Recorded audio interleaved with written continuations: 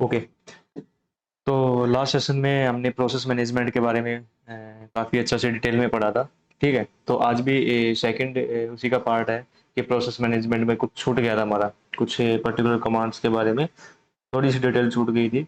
तो वो आज हम कंटिन्यू करेंगे और इसी में इंक्लूडिंग रहेगा आपका एक नया टॉपिक रहेगा जिसको बोलते हैं हम रिसोर्स मैनेजमेंट। ठीक है, रिसोर्स मैनेजमेंट भी आपको पता होना चाहिए। मतलब कि मैं वहाँ पर ज़्यादा डीप नहीं जाऊँगा, आपको कमांड्स दे दूँगा, कुछ लिंक्स हैं मेरे पास, वहाँ से आप उनके बारे में डिटेल पढ़ सकते हो, प्रैक्टिस करनी है आपको आपको ही पड़ेगी। ठीक है, तो वहाँ से आपको आइडिया मिल जाएगा कि रिसोर्स मैनेजमेंट कैसे करते हैं, जैसे कि सीपीयू यूटिलाइजेशन कैसे हो रहा है, मेमोरी यूटिलाइजेशन। ठीक है, तो ये बहुत सारी चीज़ें हैं, ओपन फाइल्स की डिटेल देखना, ये सारी चीज़ें जस्ट आपको पता होना चाहिए, क्योंकि जब आप रियल सिनेरियो में काम करोगे तो इन सब के बारे में आपको ही हमेशा यही काम करना होगा आपको कि कंटिन्यू या क्या कर प्रोसेस को मैनेज करोगे, मॉनिटरिंग करोगे। मॉनिटरिंग और मैनेजिंग का ज़्यादा काम रहेगा आपका कंटिन्यू, क्योंकि हमेशा तो कोई ना कोई आपको सिस्टम से कुछ क्रिएट तो करवाएगा नहीं। और मैक्सिमम क्या कि आपको टाइम कहाँ मिलेगा, या तो आप कहीं बैकअप ले रहे होगे सिस्टम का साथ के साथ, या कुछ स्क्रिप्ट लिख रहे होगे, कुछ ऑटोमेशन बना रहे होगे, या आप प्रोसेसेस हैं या जो भी रिसोर्सेज हैं उनको मॉनिटर कर रहे होगे, क्योंकि वो भी बहुत ज़्यादा ज़रूरी है, वरना अदरवाइज हमारा सर्वर भी हैंग कर जाएंगे। तो ये सब चीज़ों के बारे में इसलिए बहुत ही ज़्यादा इंपॉर्टेंट टॉपिक्स है, not exam point of view. ठीक है, but this is the point of view your as a Linux admin. तो कंटिन्यू करते हैं कि जहाँ हमने लास्ट सेशन में जो कल ही हुआ था हमारा सेशन, उसमें मैंने जो कुछ बताया था आप लोगों को सब कुछ क्लियर हो गया होगा आई होप। टाइम से वीडियो भी आ गई थी, तो आप लोगों ने रिवीजन भी कर लिया होगा। ठीक है, अगर नहीं किया तो कर लीजिए, उसके बेस पे आज मैं आपको टास्क प्रोवाइड कर दूंगा। ठीक है, तो मेरी रिक्वेस्ट रहेगी सब लोगों से, आप कर लीजिए प्लीज़। लिनक्स को अगर आप लोग सीखना है तो आपको प्रैक्टिस करना होगा, ऐसी कोई भी दवाई नहीं है, ऐसा कुछ नहीं है कि विदाउट प्रैक्टिस आप इसको कर पाओगे। ठीक है, तो मेरा यही है। तो यहाँ पर हमारे पास अभी तक शायद किसी एक मोहम्मद ने ही वाउचर लिया है। मोहम्मद, आपने लिया ना वाउचर? चैट में बताना। हाँ, तो उधर जो थोड़ा सा एक मिनट माइक ऑन करके बताना, जो उसने जो ट्रेनिंग्स का कुछ 4 to 5 डेज उन्होंने बोला था, कुछ कर रहे हो क्या? सर उन्होंने बोला कि 4 to 5 डेज का जो ट्रेनिंग है वो करना मैंडेटरी है, बट वो लोग स्किप कर रहे हैं। क्या स्किप कर रहे हैं? 4 to 5 डेज की जो ट्रेनिंग है वो यानी कि ऐसा स्किप कर देंगे कि आप ऐसा नहीं करो तो बस अटेंडेंस लगा दो, हम आपका नाम डाल देंगे। आपको बस वो कुछ फॉर्म रहता है ना, फीडबैक फॉर्म, वो सबमिट कर देना है। तो सही रहेगा, आपको अगर अटेंडिंग करना है तो 4 to 5 डेज का कर लीजिए, आपको पता रह जाएगा क्या चीज़, कुछ तो बताना चाहेंगे कि कैसे एग्जाम वो कंडक्ट करवाएंगे, वो इन्फॉर्मेशन आपको लेने को मिल जाएगी। मैं आपको एडवाइस करूंगा कि 4 to 5 डेज वो उसको जाके अटेंड कर लीजिए, जैसे भी ऑनलाइन ही है रहे वो, ऑनलाइन उसको अटेंड कर लीजिए। उससे क्या है कि आपको एक अटेंडेंस सीट मिलती है, वो अटेंडेंस सीट आपके नाम से रहेगी, जब एग्जाम देने आओगे तो अटेंडेंस सीट आपकी सबमिट होगी। तो आप डायरेक्ट अटेंडेंस सीट लेने की मैं दे देंगे, इनके हाथ में रहता है। लेकिन अब मैं आपको एडवाइस करूंगा कि आप एक बार एटलीस्ट 4 to 5 डेज उस चीज़ को अटेंड कीजिए, कुछ तो वो बताएंगे जो आपको पता है कि आपको सिस्टम पे एग्जाम देने वाले हो तो कैसे देने वाले हो, क्या है, ये सारी चीज़ें वो आपको बताएंगे। ठीक है, तो मैं आपको एडवाइस करूंगा तो वो कर लीजिए। ओके सर, मैं कर लूंगा, बट वो वहां से वो बोल रहे कि मैंने लिंक से ज्वाइन भी किया ठीक था है, हम ये। अब कंटिन्यू करते हैं अपना सेशन। तो हमारे पास एक ही है जो फाइट करना चाहते हैं लिनक्स में, ठीक है, जो एग्ज़ाम देना चाहते हैं, उसके लिए मैं हमेशा साथ हूँ जब तक एग्ज़ाम क्रैक होगा, और लास्ट तक भी रहूँगा, जब भी उनको ज़रूरत होगी कहीं भी हेल्प हम करने के लिए रेडी हैं। बूट कैंप में भी हैं, तो बहुत सारी चीज़ें हैं। बस वही है कि आपको मोहम्मद कंटिन्यू जितना पढ़ाया है उसको रिवाइज़ कीजिए, और जो टास्क हैं आप तो एटलीस्ट 100% कीजिए। आपको टास्क में अभी कंटिन्यू आएंगे फिर से, तो एटलीस्ट आप तो सबसे पहले और उसको बिल्कुल ईमानदारी से कीजिए, अगर आपको एग्ज़ाम जनरली क्रैक करना है। ठीक है, क्योंकि बाकी लोगों की तरह अगर आपको टाइम पास ही करना है तो, क्योंकि अब आपने पैसे लगाए हैं तो आप टाइम पास नहीं करने वाले। ठीक है, ये सीधा सा क्लियर चीज़ है, क्योंकि आपको एग्जाम क्लियर करना है, डेट्स वाई आप क्या करने वाले, आपने वाउचर खरीदा है, क्योंकि वाउचर इतना महंगा वाउचर खरीद के आप ऐसे टाइम पास तो नहीं करोगे। ठीक है, तो आपके लिए एडवाइस है कि आप सारी को एक बार रिवीजन जरूर करें, आपको टाइम जितना मिल रहा है जब भी यूटिलाइज करो उसका मतलब कि जब भी आपको मिले आधा घंटा फ्री हो, बस बैठो मशीन खोल कर रैंडमली कुछ भी कमांड चलाने देता, हाँ ये कमांड ये काम करती है, ये काम करती है, ऐसे सोच सोच के दिमाग में हाँ ये करूंगा ये करूंगा, तो ऐसे आप करोगे ना तो आपको बेटर रहेगा। तो लेट्स स्टार्ट, कंटिन्यू करते हैं हम अपना टॉपिक। ठीक है, तो आज बात करते हैं टॉप कमांड के बारे में। ठीक है, अब टॉप कमांड के बारे में बात करते हैं कि टॉप कमांड अभी तक आपने स्क्रीन पर देखी थी। टॉप कमांड आपको क्या है कि सीपीयू यूटिलाइजेशन, ये सारी चीज़ें बहुत सारी डिटेल में बताती हैं। अगर आपको टॉप कमांड का वर्जन चेक करना है तो हम कैसे करेंगे, वो कैसे करें, टॉप हाइफन वी और हिट एंटर कर दीजिए, तो ये आपको शो कर देगा कि ये टॉप कमांड का वर्जन है 3.3.17, ये टॉप कमांड का वर्जन है। अब मैं आपको टॉप कमांड चला के दिखाता हूँ। ये टॉप कमांड ये क्या है, आपको रियल टाइम आपको आउटपुट देता है। क्योंकि देखना कंटिन्यू क्या है, ये आपका अपडेट होता रहता है, क्योंकि ये जो आपकी स्क्रीन पर आउटपुट दे रहा है ये रियल टाइम कंटिन्यूसली आपको ये अपडेट हो रहा है। ठीक है, तो ये रियल टाइम आउटपुट है। टीएस कमांड के थ्रू आप लोगों ने देखा था कि जो आउटपुट मिल रहा था वो जिस टाइम पे आपने कमांड को यूज किया उस टाइम पर जो भी उसने उसको प्रेजेंट स्टेटस था मशीन का, वो उसने आपकी स्क्रीन के सामने एज ए स्क्रीनशॉट रख दिया। बट ये क्या है, रियल टाइम इनपुट है। ठीक है, इनपुट आउटपुट है, मतलब रियल टाइम जो भी आपको दिख रहा है ये सारा रियल टाइम है। कितना सीपीयू यूज हो रहा है, कितनी मेमोरी, कितना टाइम कौन सी प्रोसेस ले रही है, किस प्रोसेस ने किस किस यूजर ने स्टार्ट किया है, उसकी पीआईडी क्या है। ठीक है, ये वो सारी चीजें हैं। तो अब आपको दिखाई दे रहा, मैं आपको बताता हूँ। जो सबसे पहले वाली लाइन है ये वाली, ये मैं आपको हाईलाइट करता हूँ। ये जो ये लाइन आपको दिखाई दे रही होगी सबसे पहली लाइन, इसके बारे में डिस्कस करते हैं। ये क्या है, जो लिखा हुआ टॉप 1 6 4 3 1 3। देखो, टॉप सबसे पहले ये सिस्टम के अप डाउन अप टाइम उसके बारे में इंफॉर्मेशन शो कर रही है। ठीक है, अप टाइम। तो जैसे कि ये रहा 1 6 4 3 2 5, ये क्या आपका ये अभी प्रेजेंट टाइम दिखा रहा है। जो अभी जो टाइम है ना, ये उसको बता रहा है कि अभी कितना टाइम हो रहा है आपकी मशीन में, 1 6 4 3 3 4, ये कंटिन्यूसली अपडेट हो रहा है। उसके बाद जो ये इन्फॉर्मेशन दिखा रहा अब 41 मिनट, हाँ मेरी मशीन लास्ट 41 मिनट से अप है, क्योंकि मैं 41 मिनट पे इस पे कुछ प्रैक्टिस कर रहा था आप लोगों के लिए। तो यही है कि यहाँ पे जो इन्फॉर्मेशन दिखाई दे रही है फर्स्ट लाइन में, यहाँ पर ये तो आपका प्रेजेंट टाइम दिखाई दे रहा है और ये अप टाइम दिखा है कि आपकी मशीन लास्ट कितने टाइम से अप है, ये ऑन है। और इसके बाद जो इन्फॉर्मेशन दिखा रही है कितने यूजर्स ने इसमें लॉग इन किया हुआ है। ठीक है, कितने यूजर्स ने लॉग इन किया हुआ है हमारे सिस्टम में, ये 2 यूजर्स ने हमारे सिस्टम में लॉग इन किया हुआ है, एक लोकल यूजर है एक रूट यूजर है। तीसरा तीसरा पॉइंट पर जो कहता है लोड एवरेज इक्वल 0.00 0.00 0.00। ठीक है, ये क्या इन्फॉर्मेशन आपको बताता हूँ, ये अब सिलेक्ट हो नहीं रहा लेकिन इस पर ध्यान देना। यहाँ पर जो पहले वाला ये दिखाई दे रहा है, ये शो हो रहा है, ये रहा, ये दिखाई दे रहा है कि लास्ट 1 मिनट में कितना लोड था हमारे सिस्टम पे। तो आपको ये दिखाई दे रहा होगा, जितना मैंने हाईलाइट किया कि लास्ट 1 मिनट में हमारे मशीन पर कितना लोड था। नेक्स्ट वाला जो शो कर रहा है कि लास्ट 5 मिनट में हमारी मशीन में हमारे सिस्टम पर क्या कितना लोड था। ठीक है, लास्ट की जो 5 मिनट थी उसमें हमारे मशीन पर कितना लोड था।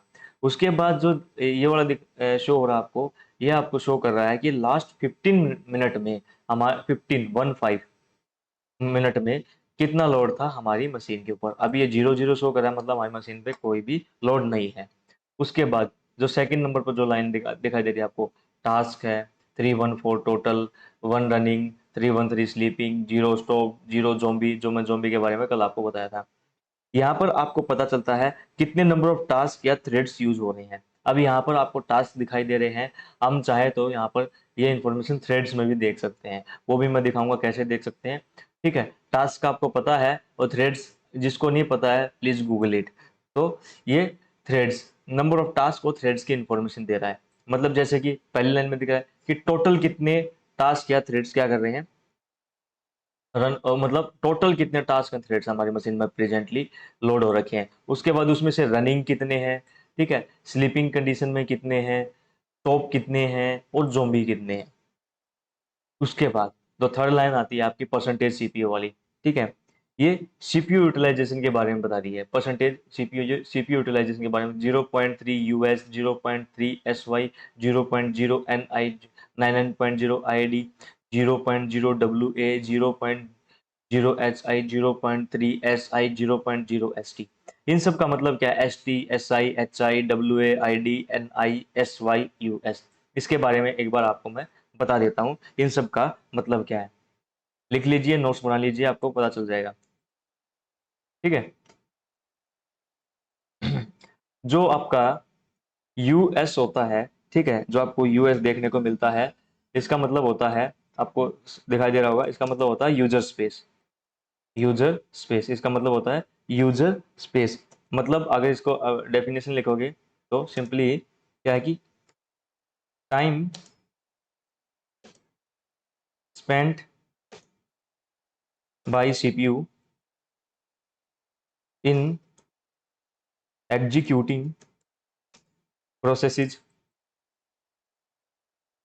इन user space. User user space, ठीक है, यूजर स्पेस मतलब कितना परसेंटेज ऑफ सीपीयू यूज हुआ यूजर स्पेस की प्रोसेस के लिए। जो यूजर स्पेस की जो प्रोसेसेस थी उनको उनको रन करने के लिए कितना परसेंटेज ऑफ सीपीयू का यूटिलाइजेशन हुआ। अगर सामने कुछ वैल्यू के साथ पीछे यूएस लिखा है तो उसका मतलब है यूजर स्पेस। नेक्स्ट, अगर आपको देखने को मिल रहा है एस वाई, ठीक है, एस और वाई ये देखने को मिल रहा है, तो इसका मतलब क्या है, इसका मतलब है time spent on running on running kernel base base processes. Self explanatory है सारी की सारी चीजें इसमें, कि कितना टाइम स्पेंड किया गया है कर्नल स्पेस के अंदर प्रोसेस जो रन हो रही है उनके ऊपर, ठीक है। उसके बाद नेक्स्ट है एन आई। एन आई जो मैंने अभी दिखाया था, एन आई जो देखने को मिल रहा है, इसका मतलब क्या होता है, time spent bye CPU in executing executing processes with A manually set nice value ठीक है। मतलब क्या है कि अगर हमने किसी प्रोसेस की नाइस वैल्यू को चेंज किया है तो सीपीयू ने उसको एग्जीक्यूट करने में कितना टाइम लिया। नाइस वैल्यू के बारे में आगे बताऊंगा। Time spend by the CPU in executing process with A manually set nice value, ठीक है। मतलब फिर से आई रिपीट कर रहा हूँ कि अगर हमने किसी प्रोसेस की नाइस वैल्यू को चेंज किया है तो सीपीयू ने उसको एग्जीक्यूट करने में कितना टाइम लिया है। उसके बाद नेक्स्ट आईडी। आईडी का मतलब time in which CPU remains ideal. Time in which CPU remains ideal, मतलब कितने टाइम तक आपका सीपीयू कितने खाली बैठा हुआ आइडियल है, ठीक है, सॉरी, आईडी आइडियल खाली, ठीक है, आइडल। उसके बाद नेक्स्ट आता है आपका code W A. W A मतलब time spend by CPU in waiting, A I T waiting for input output to complete. Complete explain करने की जरूरत नहीं है कि टाइम कितना स्पेंड किया सीपीयू द्वारा फॉर इनपुट आउटपुट को कंप्लीट करने के लिए, इन वेटिंग उसका वेट करने के लिए सिंपली। अब नेक्स्ट है आपका आता है एच आई, जो देखने को मिलेगा। एच आई का मतलब होता है आपका time spent bye CPU in handling hardware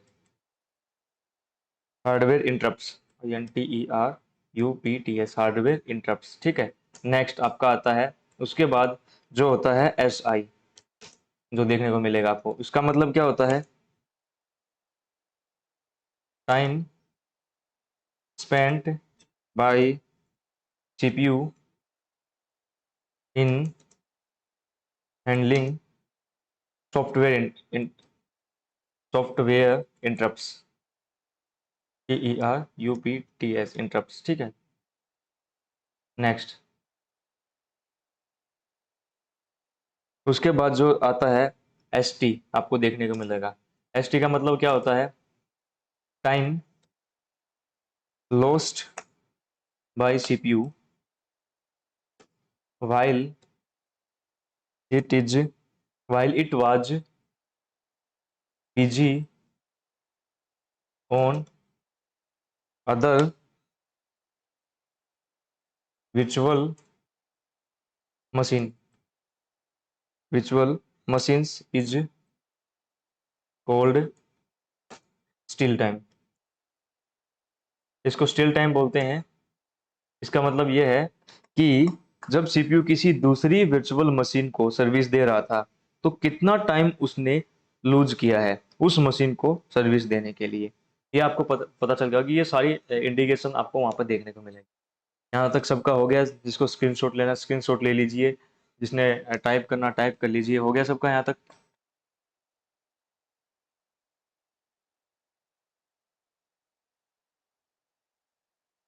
okay. तो अब बात करते हैं नेक्स्ट वाली जो लाइन थी यहाँ पर, ये आपको दिखाई दे रही होगी, MIB MEM 1724 total two free इतना यूज। ठीक है, ये इस लाइन में रैम की डिटेल्स आपको देखने को मिलती है। ठीक है, रैम जो आपकी होती है, रैम मेमोरी जिसको हम बोलते हैं। मतलब क्या है फ्रंट में कि टोटल कितनी मेमोरी है, मतलब क्या है टोटल कितनी रैम है और कितनी फ्री है, कितनी यूज हो रही है और कितनी बफर के लिए यूज हो रही है या कैचे के लिए यूज हो रही है। ठीक है, जो नेक्स्ट लाइन है आपको दिखाई दे रही होगी, MIB space 2048 total 1933.2 total free. इसके बारे में हम पहले ही बात कर चुके हैं कि ये जो स्वैप स्पेस है उसके बारे में इंफॉर्मेशन दे रहा है कि कितना टोटल स्वैप स्पेस है, कितना फ्री है, कितना यूज हो रहा है, कितना अवेलेबल है। ठीक है, ये सब आपको पता चल गया होगा कि ये क्या होता है। अब बात करते हैं नेक्स्ट वाले की बात। नेक्स्ट जो लाइन में आपको दिखाई दे रहा होगा, PID user, PR, NI, VIRT, RES, SHR, S, percentage CPU, percentage memory, time plus और कमांड। इनके बारे में और बता देता हूँ ये चीजें क्या होती हैं। ठीक है, इन चीजें इनके बारे में और बता देता हूँ कि एक बार लिखवा देता हूँ ये भी। जो आपको स्टार्टिंग में दिखाई दे रहा है PID। ठीक है, PID का मतलब सिंपली क्या है, प्रोसेस आईडी, प्रोसेस आईडी। ठीक है, नेक्स्ट आपको जो दिखाई दे रहा होगा जिसको हम बोलेंगे यूजर, USER, यूजर। ये क्या है, किस यूजर ने प्रोसेस को स्टार्ट किया है। ठीक है, process start by which user, root user था या कोई भी, वो प्रोसेस किस यूजर के द्वारा स्टार्ट की गई है। नेक्स्ट आपको देख रहा था PR। PR जो आपको शो हो रहा था उधर, PR का मतलब होता है priority of process, PRIORITY, priority of process. ठीक है, प्रोसेस की प्रायोरिटी क्या है। ठीक है, मतलब यहाँ पर एक नंबर दिखाई दे रहा होगा आप लोगों को, ये रहा प्रायोरिटी नंबर यहाँ पर, ये रहा 20 0, बहुत सारा आपको दिखाई दे रहा होगा यहाँ पर। तो इसका मतलब ये रहा प्रायोरिटी, मतलब अगर हाई नंबर है इसका मतलब लो प्रायोरिटी है, अगर नंबर नेगेटिव में है और लो नंबर है इसका मतलब उस प्रोसेस की प्रायोरिटी हाई है। अब बात नेक्स्ट आपको देखने को मिला था NI। NI का मतलब क्या होता है, एन होता है नाइस वैल्यू, नाइस वैल्यू। अब नाइस वैल्यू क्या होता है, नाइस वैल्यू के बारे में थोड़ी सी इन्फो देता हूँ कि नाइस वैल्यू की हेल्प से हम प्रोसेसेस की प्रायोरिटी को इन्फ्लुएंस कर सकते हैं। ठीक है, प्रोसेस की प्रायोरिटी को बढ़ाने और घटाने के लिए हम नाइस वैल्यू को चेंज करते हैं। ठीक है, अगर प्रोसेस की प्रायोरिटी को हमें क्या करना, चेंज करना है, या तो घटाना है या बढ़ाना है, वो सब काम करना है, तो वो हम नाइस वैल्यू में चेंज करके ही कर सकते हैं। आगे मैं बताऊंगा कि प्रायोरिटी वैल्यू और नाइस वैल्यू के बीच में क्या रिलेशनशिप है। ठीक है, वो रिलेशनशिप से हम आपको पता चल जाएगी कैसे हम किसी प्रोसेस की प्रायोरिटी को बढ़ा सकते हैं या घटा सकते हैं, वो भी ओनली यूजर प्रोसेसेस के बारे में, नॉट कर्नल और सिस्टम प्रोसेस, उनके बारे में हम कुछ भी नहीं कर सकते। नेक्स्ट आपको देखने को मिलेगा, अगर आपको दिखाऊं मैं, VIRT। ठीक है, VIRT, VIRT मतलब total amount of memory, total amount of memory consumed by a process. Process के द्वारा कितनी total amount of memory consume की है। सिंपली इसका मतलब समझो वर्चुअल। जब भी एक प्रोसेस सिस्टम में लोड होती है, वो क्या करती है, अपनी डिमांड बताती है कि मुझे इतनी मेमोरी की रिक्वायरमेंट है। ठीक है, ये वो टोटल मेमोरी आपको शो करेगा, क्योंकि हमेशा प्रोसेस क्या करती है, हमेशा ज्यादा मेमोरी को ही शो करती है, सो डैट कि अगर इन फ्यूचर उसी एग्जीक्यूट करते वक्त उसे कुछ ऐसी रिक्वायरमेंट आई कि मुझे और भी ज्यादा मेमोरी यूज करनी पड़ेगी, तो क्योंकि उसने पहले ही बताया हुआ है कि मेरी इतनी टोटल मेमोरी की रिक्वायरमेंट है, तो उसने पहले बता दिया। अगर वो कम में भी वो रैम का यूटिलाइजेशन करके अपना काम कर पा रही है तो अच्छी बात है, लेकिन वो हमेशा ज्यादा ही यूटिलाइज आप शो करती है कि मुझे इतनी चाहिए, क्योंकि इन बिटवीन अगर उसको जरूरत पड़ी ज्यादा यूज करने की तो वो यूज कर पाएगी। ये है वीआईटी। अब उसके बाद आपको दिखाई दे रहा होगा उसमें आर ई एस। ठीक है, आर ई एस।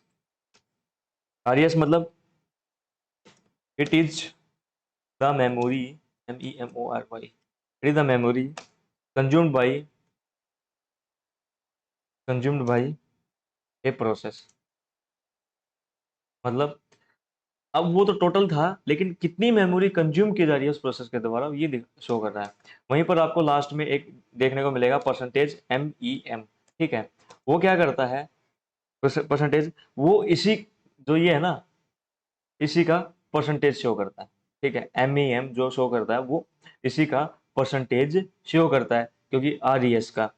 और इसके अलावा आपको एक चीज और देखने को मिलेगी उसके साइड में, परसेंटेज सीपीयू के नाम से, सीपीयू। ठीक है, इसका मतलब क्या है, ये कितना परसेंटेज सीपीयू यूटिलाइजेशन हो रहा है।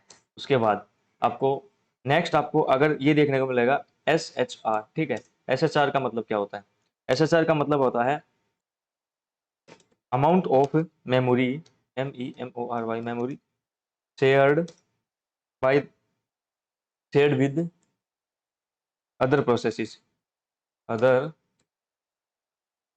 प्रोसेसेस। मतलब जो प्रोसेस रन कर रही है उसने कितनी अमाउंट ऑफ मेमोरी दूसरे अदर प्रोसेस को शेयर की हुई है। हो सकता है कि वो प्रोसेस दूसरी प्रोसेस को भी स्टार्ट कर रही हो, तो उसको कितनी मेमोरी उसने शेयर की हुई है। उसके बाद आपको शो हो रहा होगा कैपिटल एस, देखना है उसका मतलब क्या है। ये आपको शो करता है स्टेट ऑफ प्रोसेस। ऑलरेडी आप स्टेट के बारे में पढ़ चुके हैं कि स्टेट कौन कौन सी स्टेट होती है, स्टेट ऑफ प्रोसेस। ठीक है, उसके बाद आपको शो हो रहा होगा टाइम, टाइम प्लस, ये आपको शो हो रहा होगा। इसका मतलब क्या है कि it is the total time, it is the total time, नहीं, it is the total CPU time, CPU time used by the process, used by the process since it is started। कितना टाइम जब से start हुई उसने कितना time utilize किया है CPU का टोटल टाइम।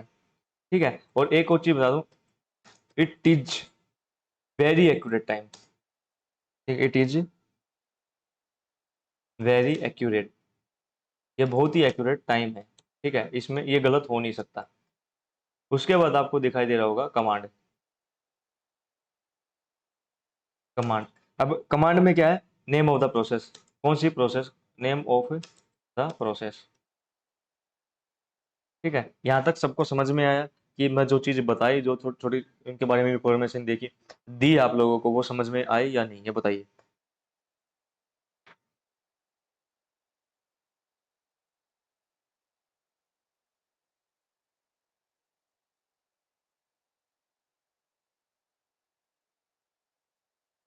नम तीन, चार स्टूडेंट है इधर। ठीक है सब, तो चार में से कितनों का रिप्लाई आता है सर। नमन, अमृतांशु, मोहम्मद। बहुत बढ़िया, चार में से भी मतलब रिप्लाई देने में भी लोगों को प्रॉब्लम है आप लोगों को। Very good. तो अब कंटिन्यू करते हैं। अगर हमें, अगर हम किसी प्रोसेस को किल करना चाहते हैं तो वो हम टॉप कमांड के अंदर भी ही कर सकते हैं। टॉप कमांड के ये चल रही है और मैं चाहता हूँ कि किसी भी प्रोसेस को मैं किल करना चाहता हूँ।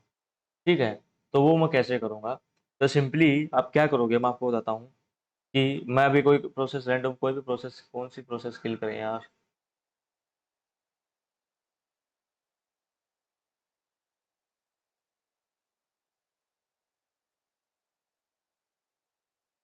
कौन सी प्रोसेस है यहाँ पर जो ऐसी, तो फालतू की प्रोसेस जो सिस्टम दी सारी इंपॉर्टेंट प्रोसेसेस हैं, बट ओके, आपको आइडिया देता हूँ। अगर किसी भी प्रोसेस को आप किल करना चाहते हो तो कैसे करोगे? आपको सिंपली क्या करना है, आपके कीबोर्ड में प्रेस करना है के, सिंपली के प्रेस किया। अब यहाँ पे कुछ चेंज आपको दिखाई दे रहा होगा, यहाँ पर ये रहा, इसी के ऊपर के प्रेस के बाद आपको सिंपली क्या करना है, वो प्रोसेस आईडी मेंटेन कर क्या करनी है, जिसको आप किल करना चाहते हो, जिस भी प्रोसेस को आप किल करना चाहते हो उसकी प्रोसेस आईडी यहाँ मेंशन कर दो। जैसे कि मुझे कुछ भी लिख दिया मैंने, जैसे 1 2 3 4 लिख दिया, जैसे कि फॉर एग्जांपल, और हिट एंटर कर दिया। ऐसी या तो कोई वो प्रोसेस होगी नहीं, ठीक है, होती तो वो क्या, देखो नो सच प्रोसेस, ऐसी कोई प्रोसेस है नहीं, इसलिए इसने किल करके नहीं दिखाया। लेकिन आपको सिंपली प्रेस के उसके बाद आपको क्या करना है, प्रोसेस आईडी ने आप मेंशन कर देनी है यहाँ पर, ठीक है, आप लोगों को दिखाई दे रहा होगा जहाँ पे यार, तो ये किल हो जाएगा। अब अगर हम प्रोसेस लिस्ट को, जो प्रोसेस की जो लिस्ट शो हो रही है यहाँ पर, मुझे सॉर्ट करना है, ठीक है, वो कैसे करूँगा? सबसे पहले अगर हम मेमोरी के हिसाब से सॉर्ट करना चाहते हैं तो कैसे करेंगे? सिंपली आपको क्या करना है, प्रेस, ये जो मेमोरी दिखाई ना, मेमोरी परसेंटेज, इसके हिसाब से अगर आपको सॉर्ट करना है तो मैं कैसे करूंगा, सिंपली आपको कीबोर्ड से एम प्रेस करना है, सिंपल एम, ये स्मॉल एम है, एम। जैसे एम प्रेस किया, आप लोगों ने देखा कुछ चेंजेस आपको देखने को मिला होगा यहाँ पर। एक तो ये चेंज हो गया इधर मेमोरी, इधर, और इधर यह क्या है, जो भी जो भी ज़्यादा मेमोरी यूज कर रहा होगा ना वो सबसे ऊपर रहेगा, मतलब यह क्या, मेमोरी के हिसाब से क्या कर रहा है, ये आपको प्रोसेस शो कर रहा है, ठीक है, जो हाई यूटिलाइजेशन मेमोरी है ऊपर शो कर देता है बाद में। ये रहा, फिर से अगर एम प्रेस करते हैं, ये अब थोड़ा सा ऊपर का फॉर्मेट चेंज हो गया, ठीक है, फिर से एम प्रेस करते हैं तो नॉर्मल हो गया।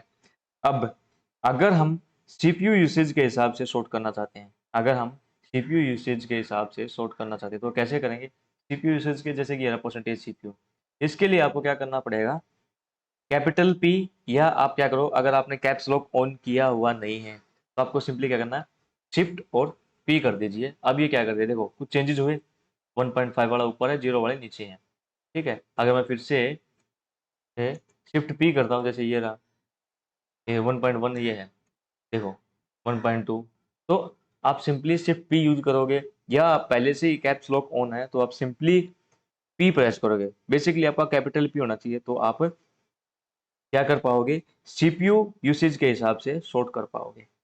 अगर मुझे पीआईडी के हिसाब से सॉर्ट करना है प्रोसेस को, ठीक है, मुझे क्या करना है, पीआईडी के हिसाब से सॉर्ट करना है प्रोसेस को। अब ये क्या है, ऐसे ही दिखा रहा है ऊपर, ठीक है, क्योंकि मैंने पीआईडी के हिसाब से बीच में सॉर्ट किया था, तो उसके लिए मुझे सिंपल क्या करना है, प्रेस करना है कैपिटल एन, ठीक है, कैपिटल एन या शिफ्ट प्लस एन, ये एन प्रेस कर दिया था। अब ये देखो चेंज हुआ, ये पीआईडी के हिसाब से आपकी प्रोसेस को इसने सॉर्ट कर दिया। अगर आपको रनिंग टाइम के हिसाब से प्रोसेस को सॉर्ट करना है, जो टाइम प्लस कमांड है ना, आप रनिंग टाइम के हिसाब से प्रोसेस को सॉर्ट करना है कि जिसने ज़्यादा टाइम यूटिलाइज किया वो सबसे ऊपर आए, तो सिंपली कैपिटल टी या शिफ्ट प्लस टी यूज करोगे, टी ये रहा, जिसने सबसे ज़्यादा टाइम यूज किया था वो आपको टॉप प्रायोरिटी के साथ दिखाई दे रहा है, ठीक है, मतलब टॉप, सबसे टॉप में दिखाई दे रहा है आपको 7.89 7.90, उसके बाद ये है। तो यहाँ तक आपको समझ में आएगा। अगर आपको कोई बोले कि मेमोरी के हिसाब से सॉर्ट करना है तो आप कैसे करोगे, सीपीयू यूसेज के हिसाब से अगर आपको सॉर्ट करना है तो वो कैसे करोगे, पीआईडी के हिसाब से सॉर्ट करना है तो आप कैसे करोगे, और रनिंग टाइम के हिसाब से अगर आपको सॉर्ट करना है तो वो कैसे करोगे। अगर मुझे क्या करना है, जैसे अभी तो मैं इसको क्विट कर देता हूँ, क्यू, ठीक है, क्विट कर दिया। क्विट करने के लिए आपको सिंपली प्रेस कर देना है क्यू, ठीक है, अब भी स्मॉल क्यू या कैपिटल क्यू, ठीक है। तब आपको क्या करना है कि सिंपली रनिंग टाइम का था शॉर्टकट भाई, टी टी कैपिटल टी, आपको मैं अगर बताऊं, ठीक है, रनिंग टाइम का शॉर्टकट आता है कैपिटल टी। अगर मुझे अब क्या करना है कि मैं चाहता हूँ जब मैं टॉप कमांड यूज करूँ उसी के साथ मैं सीपीयू यूटिलाइजेशन के साथ क्या करूँ, मैं शॉर्ट कर दूँ, तो सिंपली टॉप हाइफन ओ और परसेंटेज यूज करके मैं क्या करूँगा, सीपीयू लिख दूंगा यहाँ पर, सीपीयू, ठीक है, और हिट एंटर। एक में कैपिटल सीपीयू लिखना पड़ेगा मुझे, कैपिटल सीपीयू। अब ये क्या करेगा, सीपीयू यूटिलाइजेशन के साथ आपको क्या कर देगा, शो करेगा, ठीक है। जैसे हम सीपीयू यूटिलाइजेशन के हिसाब से प्रेस क्या काम करते थे, पीप करते थे, ये स्टार्टिंग से ही आप क्या कर सकते हो, टॉप कमांड के साथ भी कर सकते हो। अगर मैं आप सिंपली क्यों करके दिखाता हूँ, और अब मैं क्या करूँ, टॉप, ये था वो आप यहाँ पे मेमोरी भी लिख सकते हो आप, MEM, ठीक है, मेमोरी के हिसाब से भी शॉर्ट करके आपको दे देगा। समझ में आया ये चीज़? उसके बाद अगर मैं स्मॉल क्यू से क्यूट होता है भाई, कैपिटल क्यू से क्यूट नहीं होगा। अब अगर आपको क्या करना है, अब मैंने एक चीज़ दिखाई थी यहाँ पर आपको टास्क दिखाई दे रहा होगा। मैं चाहता हूँ कि टास्क की जगह मैं चाहता हूँ कि नंबर ऑफ थ्रेड के हिसाब से यहाँ पे इंफॉर्मेशन आए। वो कैसे कर सकता हूँ? या तो मैं ऐसे कर सकता हूँ, टॉप हाइफन कैपिटल एच और हिट एंटर कर दूँ। ये देखो यहाँ पर ये चेंज हो गया, थ्रेड्स दिखाई दे रहा है कि टोटल 537 टोटल थ्रेड्स हैं, एक रनिंग है, 536, अब 2 रनिंग है, 535 स्लीपिंग है, 0 स्टॉप है, 0 ज़ॉम्बी है, ठीक है। अगर मुझे थ्रेड्स की जगह यहीं की यहीं इसी कमांड के अंदर टॉप कमांड जब भी अभी रनिंग कर रही है रियल टाइम में, मुझे यहाँ पर टास्क करना है, ठीक है। तो सिंपली क्या करना है आपको, शिफ्ट प्लस एच डाल दीजिए, शिफ्ट प्लस एच या कैपिटल एच और हिट एंटर। अब ये देखो वहाँ पर टास्क में चेंज हो गया होगा। अगर फिर से शिफ्ट एच कर देता हूँ यहाँ पर थ्रेड्स में चेंज हो गया होगा, फिर से शिफ्ट एच कर देता हूँ तो ये टास्क में चेंज हो गया। अगर ये पता चला आपको? अगर मुझे क्या करना है कि फुल पाथ शो करना है, ठीक है, मैं चाहता हूँ कि जो कमांड है मुझे इससे पता ही नहीं, आइडिया नहीं मिल रहा, अगर मुझे फुल पाथ के साथ मैं देखना चाहता हूँ तो मैं कैसे दूंगा, क्यूट कर देता हूँ, टॉप हाइफन कैपिटल सी कर देता हूँ और हिट एंटर। कैपिटल सी है small C, small C, okay, हाँ ये रहा, टॉप हाइफन स्मॉल सी करोगे, देखो सबसे ऊपर ही दिखा था, ये रहा, ये वाली कमांड फायर करोगे, ये वाली, ये आपको शो कर देगा। जैसे ये वाले टॉप हाइफन सी यूज करोगे तो ये क्या है, आप फुल पाथ के साथ ही आपका आउटपुट शो करेगा, जैसे वार के अंदर, लिब बिन के अंदर, ये पूरी फुल पाथ के साथ आपकी स्क्रीन पर आउटपुट को, कमांड को शो करेगा। अगर मुझे क्या करना है, अगर हम किसी स्पेसिफिक यूजर की प्रोसेस को लिस्ट करना चाहते हैं, ठीक है, वो भी हम कर सकते हैं, ठीक है। अगर कोई भी स्पेसिफिक यूजर है उसकी प्रोसेस को अगर मुझे लिस्ट करना है वो भी मैं कर सकता हूँ। कैसे करूँगा? मैंने क्या कर दिया, टॉप हाइफन यू यूज करूंगा मैं, हाइफन यू, उसके बाद यूजर नेम देना, जैसे मेरा मेटाक्सोन करके एक यूजर नेम है, और हिट एंटर कर दिया। अब ये क्या, ओनली जितने मेटाक्सोन यूजर के द्वारा प्रोसेस स्टार्ट हुई उसी की इन्फॉर्मेशन शो करेगा, रूट की एक भी नहीं दिखाएगा, ओनली मेटाक्सोन यूजर के द्वारा जितने भी प्रोसेस है मॉनिटर करना चाहते हो वो आप मॉनिटर कर सकते हैं, ठीक है। अब मैं आपको दिखाता हूं, अगर आप किसी प्रोसेस आईडी को मॉनिटर करना चाहते हो वो भी कर सकते हो। टॉप हाइफन पी, उसके बाद प्रोसेस आईडी का नाम दे दीजिए, जैसे मुझे कोई भी प्रोसेस आईडी मैं चाहता हूँ कि सिस्टम डी, जैसे मैं इसी के मॉनिटर करना चाहता हूँ 4978, तो मैं लिख दूंगा 4978 और हिट एंटर। अब सिर्फ क्या है, इसी प्रोसेस आईडी को क्या करेगा, ये मॉनिटर करेगा, ठीक है। टॉप हाइफन पी और प्रोसेस आईडी का नाम दे दीजिए, तो पर्टिकुलर इसी प्रोसेस आईडी को ये क्या करेगा, मॉनिटर करेगा। तो आपको पता चल गया होगा कि अगर टॉप कमांड आपको यूज करना है तो आप कैसे कर सकते हैं। अगर आपको टॉप कमांड के बारे में ज़्यादा डिटेल में पढ़ना है तो वो भी पढ़ सकते हैं। जैसे कि मैं क्या करूँगा, गूगल किया मैंने,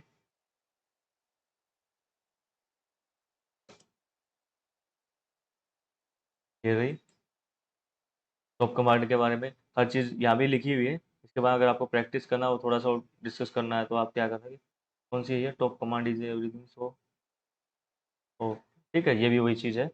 मैक्सिमम मैंने वैसे बता दिया आप लोगों को, अगर चाहिए तो ये रिसोर्सेज मैं आपको भेज रहा हूँ, और भी आपको बहुत अच्छे आर्टिकल्स मिल जाएंगे। अब बात करते हैं हम कंटिन्यू, टॉप कमांड के बारे में पढ़ा दिया, टॉप कमांड का इतना ही था, ठीक है। अब मैं आपको सिखाता हूँ कि प्रोसेस की प्रायोरिटी को हम कैसे चेंज कर सकते हैं, प्रोसेसेस की जो प्रायोरिटी है उनको हम कैसे चेंज कर सकते हैं। पहले तो हम प्रोसेस की प्रायोरिटी और नाइस वैल्यू के बारे में पढ़ेंगे। प्रोसेस की प्रायोरिटी और नाइस वैल्यू का थोड़ा सा एक टॉपिक रहता है, वो बताता हूँ आपको, ठीक है। इनका रिलेशनशिप क्या होता है, इसमें प्रोसेस की प्रायोरिटी और नाइस वैल्यू का, मैं टॉपिक हेडिंग डाल देता हूँ, process priority, PRIORIT, process priority and nice value, nice value, ठीक है। अब इनका रिलेशनशिप क्या होता है, PRIORIT, प्रायोरिटी वैल्यू, वैल्यू जो एक, जो प्रायोरिटी की वैल्यू होती है वो इक्वल होती है nice value, nice value plus में 20। कैसे कैलकुलेट की जाती है प्रायोरिटी वैल्यू? अब जो प्रायोरिटी वैल्यू है इसका मतलब क्या है, मैं आपको अगर प्रायोरिटी वैल्यू की मतलब समझाऊँ आपको, चलिए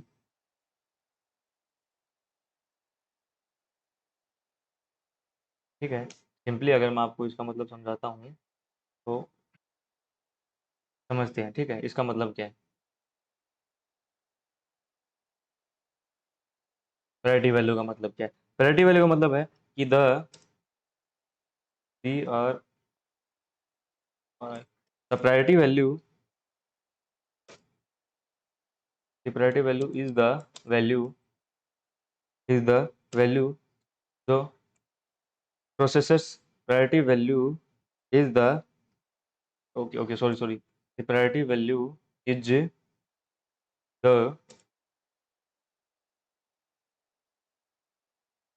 process's actual value actual priority actual priority उसकी एक्चुअल प्रायोरिटी है। जो प्रायोरिटी वैल्यू होती है वो प्रोसेस की एक्चुअल प्रायोरिटी होती है which is used by the Linux kernel to schedule schedule ये टास्क जो लिनक्स कर्नल के द्वारा टास्क शेड्यूल करने के लिए यूज की जाती है। इसी के बेस पर टास्क शेड्यूल किया जाता है प्रायोरिटी के बेस में। In Linux system priorities IORI system priorities are 0 to 139 होती हैं सिस्टम्स की प्रायोरिटीज, जिनमें से इन विच 0 to 99 फॉर रियल टाइम जिसको हम बोल सकते हैं रियल टाइम का मतलब क्या है? फॉर सिस्टम और कर्नल, सिस्टम और कर्नल के लिए। ठीक है। और एंड जो बची हुई बचगी 100 to 139 टोटल 40। ठीक है। 139 फॉर यूजर्स के लिए, जो यूजर स्पेस के लिए। ठीक है। एक चीज बताते हैं हम आपको कि जो ये वैल्यू है ना, जो ये वैल्यू है 100 to 39 कितनी होगी? 40। ठीक है। ये हम ओनली सेट कर सकते हैं अगर हमें चेंज करना हो तो नाइस वैल्यू की हेल्प से हम इसको चेंज कर सकते हैं। ठीक है। और जो यूजर्स है इसकी रेंज होती है सेट करने की। अभी आप इसकी जो यूजर्स की रेंज होती है वो हम सेट कर सकते हैं -20 to 19। ठीक है। इसकी जो रेंज हम सेट कर सकते हैं यूजर्स की वो हम कर सकते हैं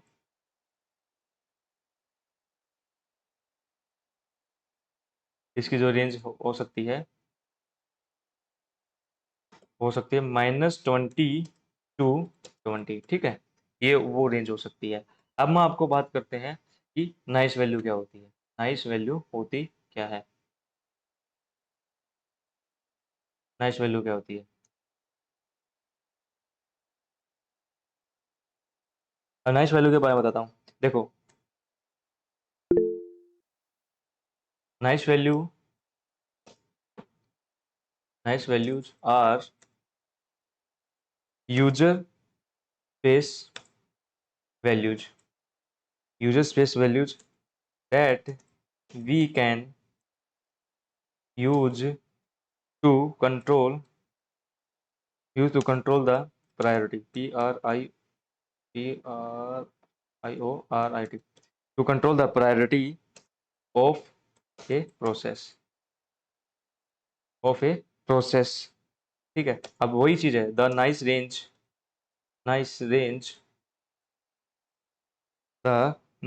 इज -20 to 19 होती है। ठीक है। -20 to 19 ये यहाँ पे 20 नहीं 19 रहेगी। -20 to 19 है जो नाइस की रेंज रहती है। मतलब क्या है? सिंपली ये समझो, अगर माइनस वैल्यू है, नेगेटिव वैल्यू है, इसका मतलब हाई प्रायोरिटी है। अगर प्लस में वैल्यू है इसका मतलब उसकी प्रायोरिटी लो होगी। माइनस वैल्यू गया, नेगेटिव गया, तो उसका मतलब हाई प्रायोरिटी है। जितना बड़ी वैल्यू होगी उतना क्या हो गया? उसकी प्रायोरिटी क्या होगी? लो होगी। एक चीज याद रखना कि नेगेटिव वाली जो नाइस वैल्यू उसको सिर्फ रूट यूजर ही सेट कर सकता है, नॉर्मल यूजर उसको सेट नहीं कर सकता। ठीक है। और एक और चीज है जो हम रेंज डिसाइड कर सकते हैं। ठीक है। जो हम प्रायोरिटी चेंज कर सकते हैं ओनली यूजर्स की प्रोसेस की प्रायोरिटी चेंज कर सकते हैं कर्नल और सिस्टम्स की प्रोसेस की प्रायोरिटी को हम चेंज नहीं कर सकते, ये चीज़ आप लोग ध्यान में रखना। अब कंटिन्यू करते हैं इसी में। टॉप कमांड के बारे में तो अभी देखो, टॉप कमांड मैं आपको चला के दिखाता हूँ, सिंपली आपको ये समझ में आ गया होगा। अब मैं आपको रियल टाइम एग्जांपल दिखाता हूँ। ठीक है, ये टॉप कमांड हमारी चल रही है, मैंने क्या किया, टॉप कमांड चला दिया, हिट एंटर कर दिया। अब आपको क्या लग रहा है, सीपीयू कोई लोड दिखाई दे रहा है, लोड एवरेज 0 0 सब कुछ 0 0 है। ठीक है, अब हम एक काम करते हैं, एक स्किप करते हैं। विम किया मैंने और मैंने लिखा इनफाइनाइट डॉट एस एच नाम की एक स्क्रिप्ट बना रहा हूँ मैं, और मैं इसमें कोड लिख रहा हूँ। आपको अभी समझने की जरूरत नहीं है, लेकिन जब बेस्ट स्क्रिप्टिंग मैं करवाऊंगा आपको समझ में आ जाएगा। एक मिनट, इंसर्ट मोड है जो है, उसके बाद सिबेंग और लेस इन लेस लेस। ठीक है, तो इसके साथ रहेगा ये।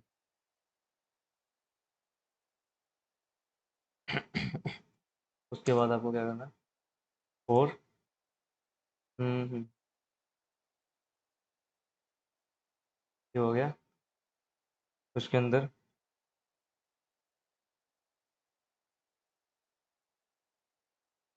ठीक है, ये हो गया। उसके बाद आपको क्या करना है,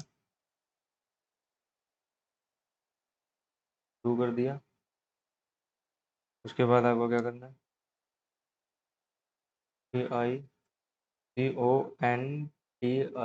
CONTINUE कंटिन्यू, और उसके बाद डन। ठीक है, और सिंपली इसको सेव कर देंगे।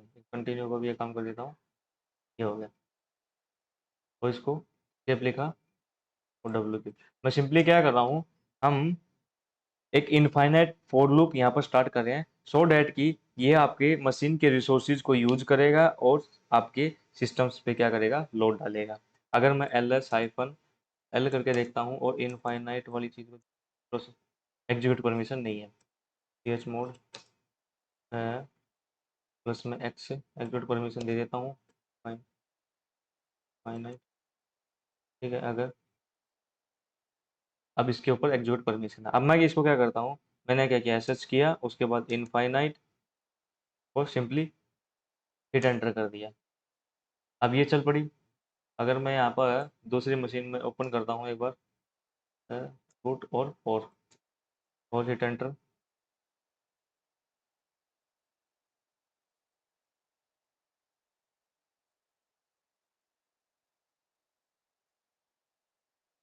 अगर मैं यहाँ पर टॉप कमांड फायर करता हूँ तो देखो, यहाँ पर सीपीयू पर लोड बनना शुरू हो गया है। देखो 0.42 हो गया है, 0.10, 0.02। अब धीरे धीरे वहाँ पर क्या, ये इनफाइनाइट लूप में चल पड़ा।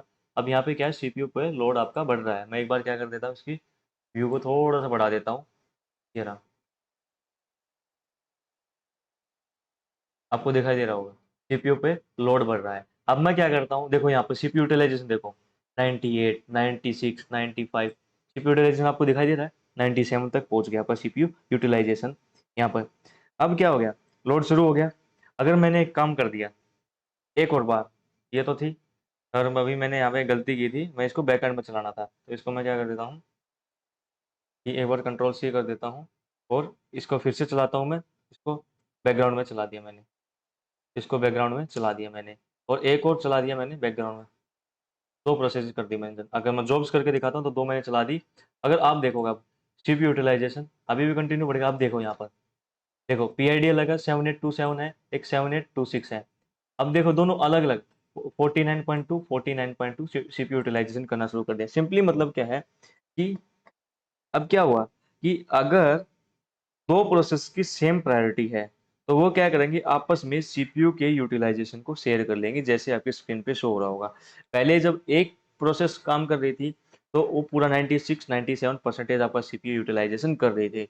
लेकिन अब क्या है कि अब ये दो प्रोसेस हैं, सेम प्रायोरिटी है, तो क्या होगा, ये शो कर रही है आपका, इन्होंने अपना सीपीयू यूटिलाइजेशन को डिवाइड कर लिया अपने हिसाब से। समझ में आया? अब मुझे क्या करना, मैं देखो अब यहाँ पर आपको दिखाता हूँ कि हम कैसे इनकी प्रायोरिटी को चेंज कर सकते हैं, कैसे इनकी प्रायोरिटी को, सीपीयू की जो यूटिलाइजेशन है उसको हम कंट्रोल कर सकते हैं। ठीक है, तो कैसे, अब ये तो मेरा चल रहा है। अब मैं क्या करूँगा, दो प्रोसेस मेरी रनिंग कर रही हैं। अब मैं क्या करता हूँ, एक कमांड होती है रीनाइस, रीनाइस कमांड होती है। उसके बाद हाइफन एन, एन का हाइफन एन मतलब न्यू प्रायोरिटी उस पर क्या रहेगी, उसके बाद मैं क्या रखना चाहता हूँ, 10 रखना चाहता हूँ, न्यू प्रायोरिटी 10। ठीक है, पॉजिटिव वैल्यू है। और उसकी प्रोसेस आईडी क्या है, प्रोसेस आईडी मेरी पहले वाली की है 7826। तो 7826 इसकी प्रोसेस आईडी है। ठीक है, प्रोसेस आईडी, और मैं सिंपली एंटर कर देता हूँ। अब इसने क्या कर दिया, 7826 process old priority 0, new priority आपकी 10 होगी। अगर आप ये देखोगे यहाँ पर, अब इसकी प्रायोरिटी देखोगे, अगर मैं सीपीयू यूटिलाइजेशन के हिसाब से देखो 88 है, और उसकी 7826 7826 मतलब क्या है, अब इसकी प्रायोरिटी हमने क्या कर दी, लो कर दी। दैट्स वाई क्या कर दिया, प्रायोरिटी क्या दिखा रहा है, 30 दिखा रहा है, क्योंकि 20 प्लस नाइस वैल्यू प्लस में 20 था, तो 30 हो गया। 30 क्या है कि अगर ज्यादा वैल्यू है, पॉजिटिव वैल्यू, इसका मतलब उसकी लो प्रायोरिटी है। लो प्रायोरिटी होती है, इसको कितना सीपीयू यूटिलाइजेशन मिल रहा है, 9.3। जबकि उसकी प्रायोरिटी क्या होगी, हाई, 7827, जिसका यूटिलाइजेशन क्या 89 87 उसको मिल रहा है। अब मैं क्या करता हूँ, मैंने इसकी जो प्रायोरिटी है, फिर से रीनाइज कमांड यूज करता हूँ। उस न्यू प्रायोरिटी में क्या रखता हूँ, इसके लिए मैंने क्या कर दिया, -10 रख दिया, और फिर एंटर कर दिया। अब देखना चिप यूटिलाइजेशन, अब अब 26 का ज्यादा होगा और 27 का कम हो गया। अब 26 यूज करिए, उसकी प्रायोरिटी हाई होगी। देखो इसकी पी आर प्रायोरिटी नंबर क्या आ गया, 10 आ गया, क्योंकि ये नाइस वैल्यू उसकी -10 थी, इस वजह से अब इसकी प्रायोरिटी 87, चिप यूटिलाइजेशन हो गया ये 9.3। तो इस तरीके से क्या करते हैं हम, यूजर स्पेस में यूज होने वाली प्रोसेस की प्रायोरिटी को चेंज करके हम सीपीयू यूटिलाइजेशन को कंट्रोल कर सकते हैं। ठीक है, ये सब चीजें आप लोगों को समझ में आया या नहीं आया, बताइए। ये चीज की कैसे मैंने प्रायोरिटी को चेंज किया। एक चीज बताता हूँ कि ये तो हमने क्या किया कि जो प्रोसेस रन हो रही थी ना पहले से ही, उनकी प्रायोरिटी को हमने चेंज किया रीनाइस कमांड की हेल्प से। अगर मैं क्या चाहता हूँ कि मैं स्टार्टिंग से ही अपनी प्रोसेस की प्रायोरिटी को अपने हिसाब से देना चाहता हूँ, कि जो मेरी प्रोसेस स्टार्ट हो रही है, स्टार्ट से ही, शुरू से ही मैं क्या चाहता हूँ कि उसकी प्रायोरिटी मैं स्टार्टिंग से ही दूँ, ना कि एक बार प्रोसेस को स्टार्ट करूँ उसके बाद प्रायोरिटी चेंज करूँ। मैं स्टार्टिंग से ही उसकी प्रायोरिटी को सेट करना चाहता हूँ। वो कैसे करेंगे, उसके लिए कमांड होती है, जैसे कि उसके लिए होती है कमांड नाइस कमांड। रीनाइस नहीं, रीनाइस होती है कि जो पहले से ही एग्जिस्टिंग प्रोसेस है यूजर स्पेस के अंदर, अगर उसकी प्रायोरिटी को आपको चेंज करना है तो उसके लिए आपको रीनाइस कमांड यूज करनी पड़ेगी। अगर आप स्टार्टिंग से ही किसी प्रोसेस की प्रायोरिटी को डिफाइन करते हुए उस प्रोसेस को स्टार्ट करना चाहते हो तो उसकी कमांड होती है nice command. Nice hyphen new, उसकी न्यू प्रायोरिटी रखना चाहता हूँ, उसके बाद मैं रखना चाहता हूँ उसकी वैल्यू -15। ठीक है, -15 उसकी न्यू प्रायोरिटी देना, नाइस वैल्यू देना चाहता हूँ, और प्रोसेस को मैं स्टार्ट करने जा रहा हूँ। ठीक है, नहीं सॉरी, -5 ही रख लेते हैं, ज़्यादा हो जाएगा। -5, उसके बाद मैं क्या कर रहा हूँ, मैंने एसएच किया, उस प्रोसेस को स्टार्ट करने जा रहा हूँ, इनफाइनाइट एसएच, और उसको भी मैं क्या बैकग्राउंड में रन करने जा रहा हूँ, सिंपली हिट एंटर। और मैंने क्या कर दिया, इस प्रोसेस को, थर्ड वाली प्रोसेस को बैकग्राउंड में रन कर दिया। अब देखिए जो थर्ड प्रोसेस है अब ये स्टार्ट होगी, जिसकी है 15 या, तो इसको उससे ज़्यादा मिल रहा है, क्योंकि सबसे हाई प्रायोरिटी किसकी है, 26 की, जो 74 की अभी स्टार्ट की थी इसकी प्रायोरिटी उससे कम है, क्योंकि -5 नाइस वैल्यू थी, इसलिए क्या इसको 22 यूटिलाइजेशन मिल रहा है, पहले वाले को 68 मिल रहा है, और नीचे वाले को सबसे कम सीपीयू यूटिलाइजेशन मिल रहा है। ठीक है, तो किसी भी प्रोसेस को हम ऐसे उसको कंट्रोल कर सकते हैं। ठीक है, प्रायोरिटी के हिसाब से। एक चीज और इम्पोर्टेंट पॉइंट बताता हूँ आप लोगों को, किसी भी प्रोसेस को हम किल तभी कर सकते हैं जब या तो वो प्रोसेस उस यूजर ने स्टार्ट की हो जिससे हमने लॉगिन किया है, या हम रूट यूजर हो। मतलब कि अभी मैंने लॉगिन किया रूट यूजर से, तो मैं क्या कर सकता हूँ, प्रोसेस को किल कर सकता हूँ। ठीक है, अगर मैं एक नॉर्मल यूजर हूँ, जैसे मेरा मेटाक्सन यूजर है, अगर मेटाक्सन यूजर ने ही इस प्रोसेस को स्टार्ट किया होगा और उसी से मैंने लॉगिन किया है, तो भी मैं उसी प्रोसेस को किल कर सकता हूँ जो उसे मेटाक्सन यूजर ने स्टार्ट की है। किसी दूसरे की प्रोसेस को मैं क्या कर सकता हूँ, किल नहीं कर सकता। किल के केस में ये चीज आप लोगों को ध्यान में रखनी है। यहाँ तक आई होप कि समझ में आ गया होगा कि प्रोसेस मैनेजमेंट कैसे होता है। कि गाइस मुझे बताइए कि आपका प्रोसेस मैनेजमेंट से रिलेटेड जो चीजें थी वो सारी क्लियर हुई या नहीं हुई।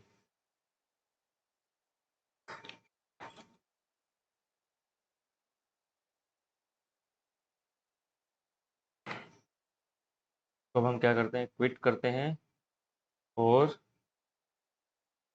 हाँ एक मिनट बस, टॉप थी, चलने दीजिए। अगर मैं इसको किल करना है, प्रोसेस आईडी क्या करना हो, 7826 डिफॉल्ट पी आई डी बिल्कुल कर दीजिए। अब 78 आप देखो अभी चली गई। फिर से अगर मैं किल करना चाहता हूँ 7874, इसको भी किल कर दीजिए। फिर से किल करना चाहता हूँ डिफॉल्ट तो ये तीनों प्रोसेस मैंने किल कर दी, क्योंकि डिफ़ॉल्ट आईडी वो आपको शो कर रहा था, इसलिए मैंने इसको किल कर दिया, क्विट कर रहा हूँ।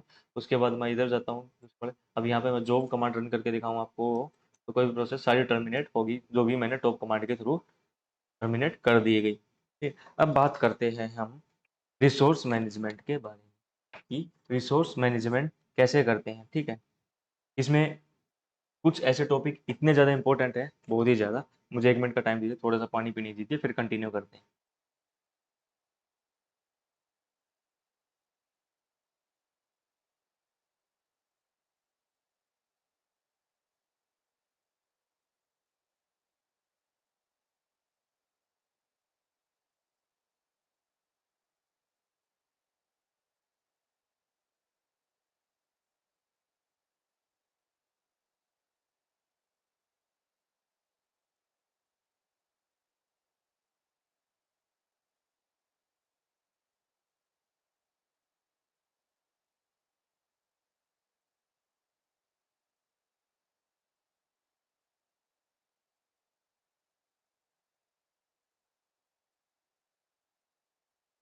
ओके, अभी कंटिन्यू करते हैं। ठीक है, पहले मैं आपको कुछ रिसोर्सेज शेयर कर देता हूँ, जो आपको अभी बहुत ही काम आने वाले हैं, तो इनको आप ध्यान से पढ़ लीजिए। वो मैं एक बार थोड़ा सा इनको ओवरव्यू दे दूंगा आपको।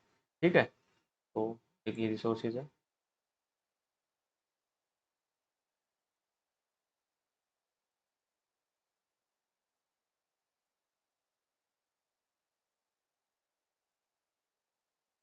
भाई बिल्कुल पढ़ना, तभी काम समझ में आएगा, ना चीज़ें आपके ऊपर से चली जाएंगी।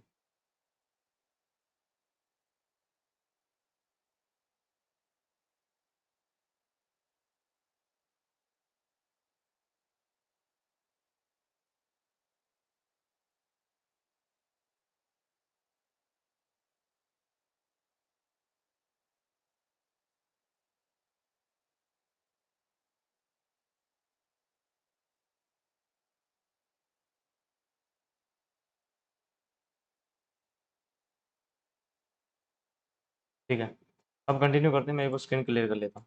अब बात करते हैं रिसोर्स मॉनिटरिंग के बारे में। ठीक है, रिसोर्स मॉनिटरिंग कैसे करते हैं, हम उसको मैनेज कैसे करते हैं। देखो, सबसे पहले मेरा सवाल है कि सिस्टम रिसोर्स, जो बार बार हम सुनते हैं रिसोर्स मॉनिटरिंग है, सबसे पहले जो सिस्टम रिसोर्स का मतलब क्या होता है?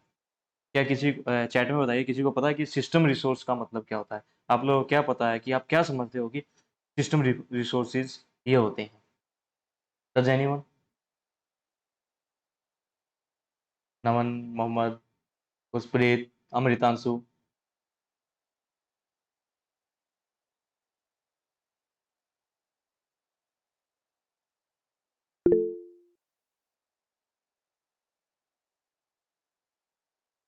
What do you mean by resources? What are the resources? Resources क्या है जो आपको लगता है कि ये रिसोर्सेज होते हैं?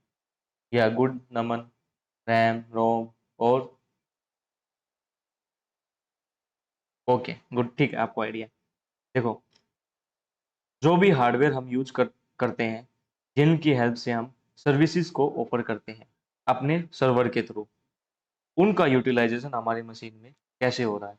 For example, number of CPU, RAM, network devices, storage, etcetera, ये सभी हमारे सिस्टम में रिसोर्सेज के अंदर आते हैं।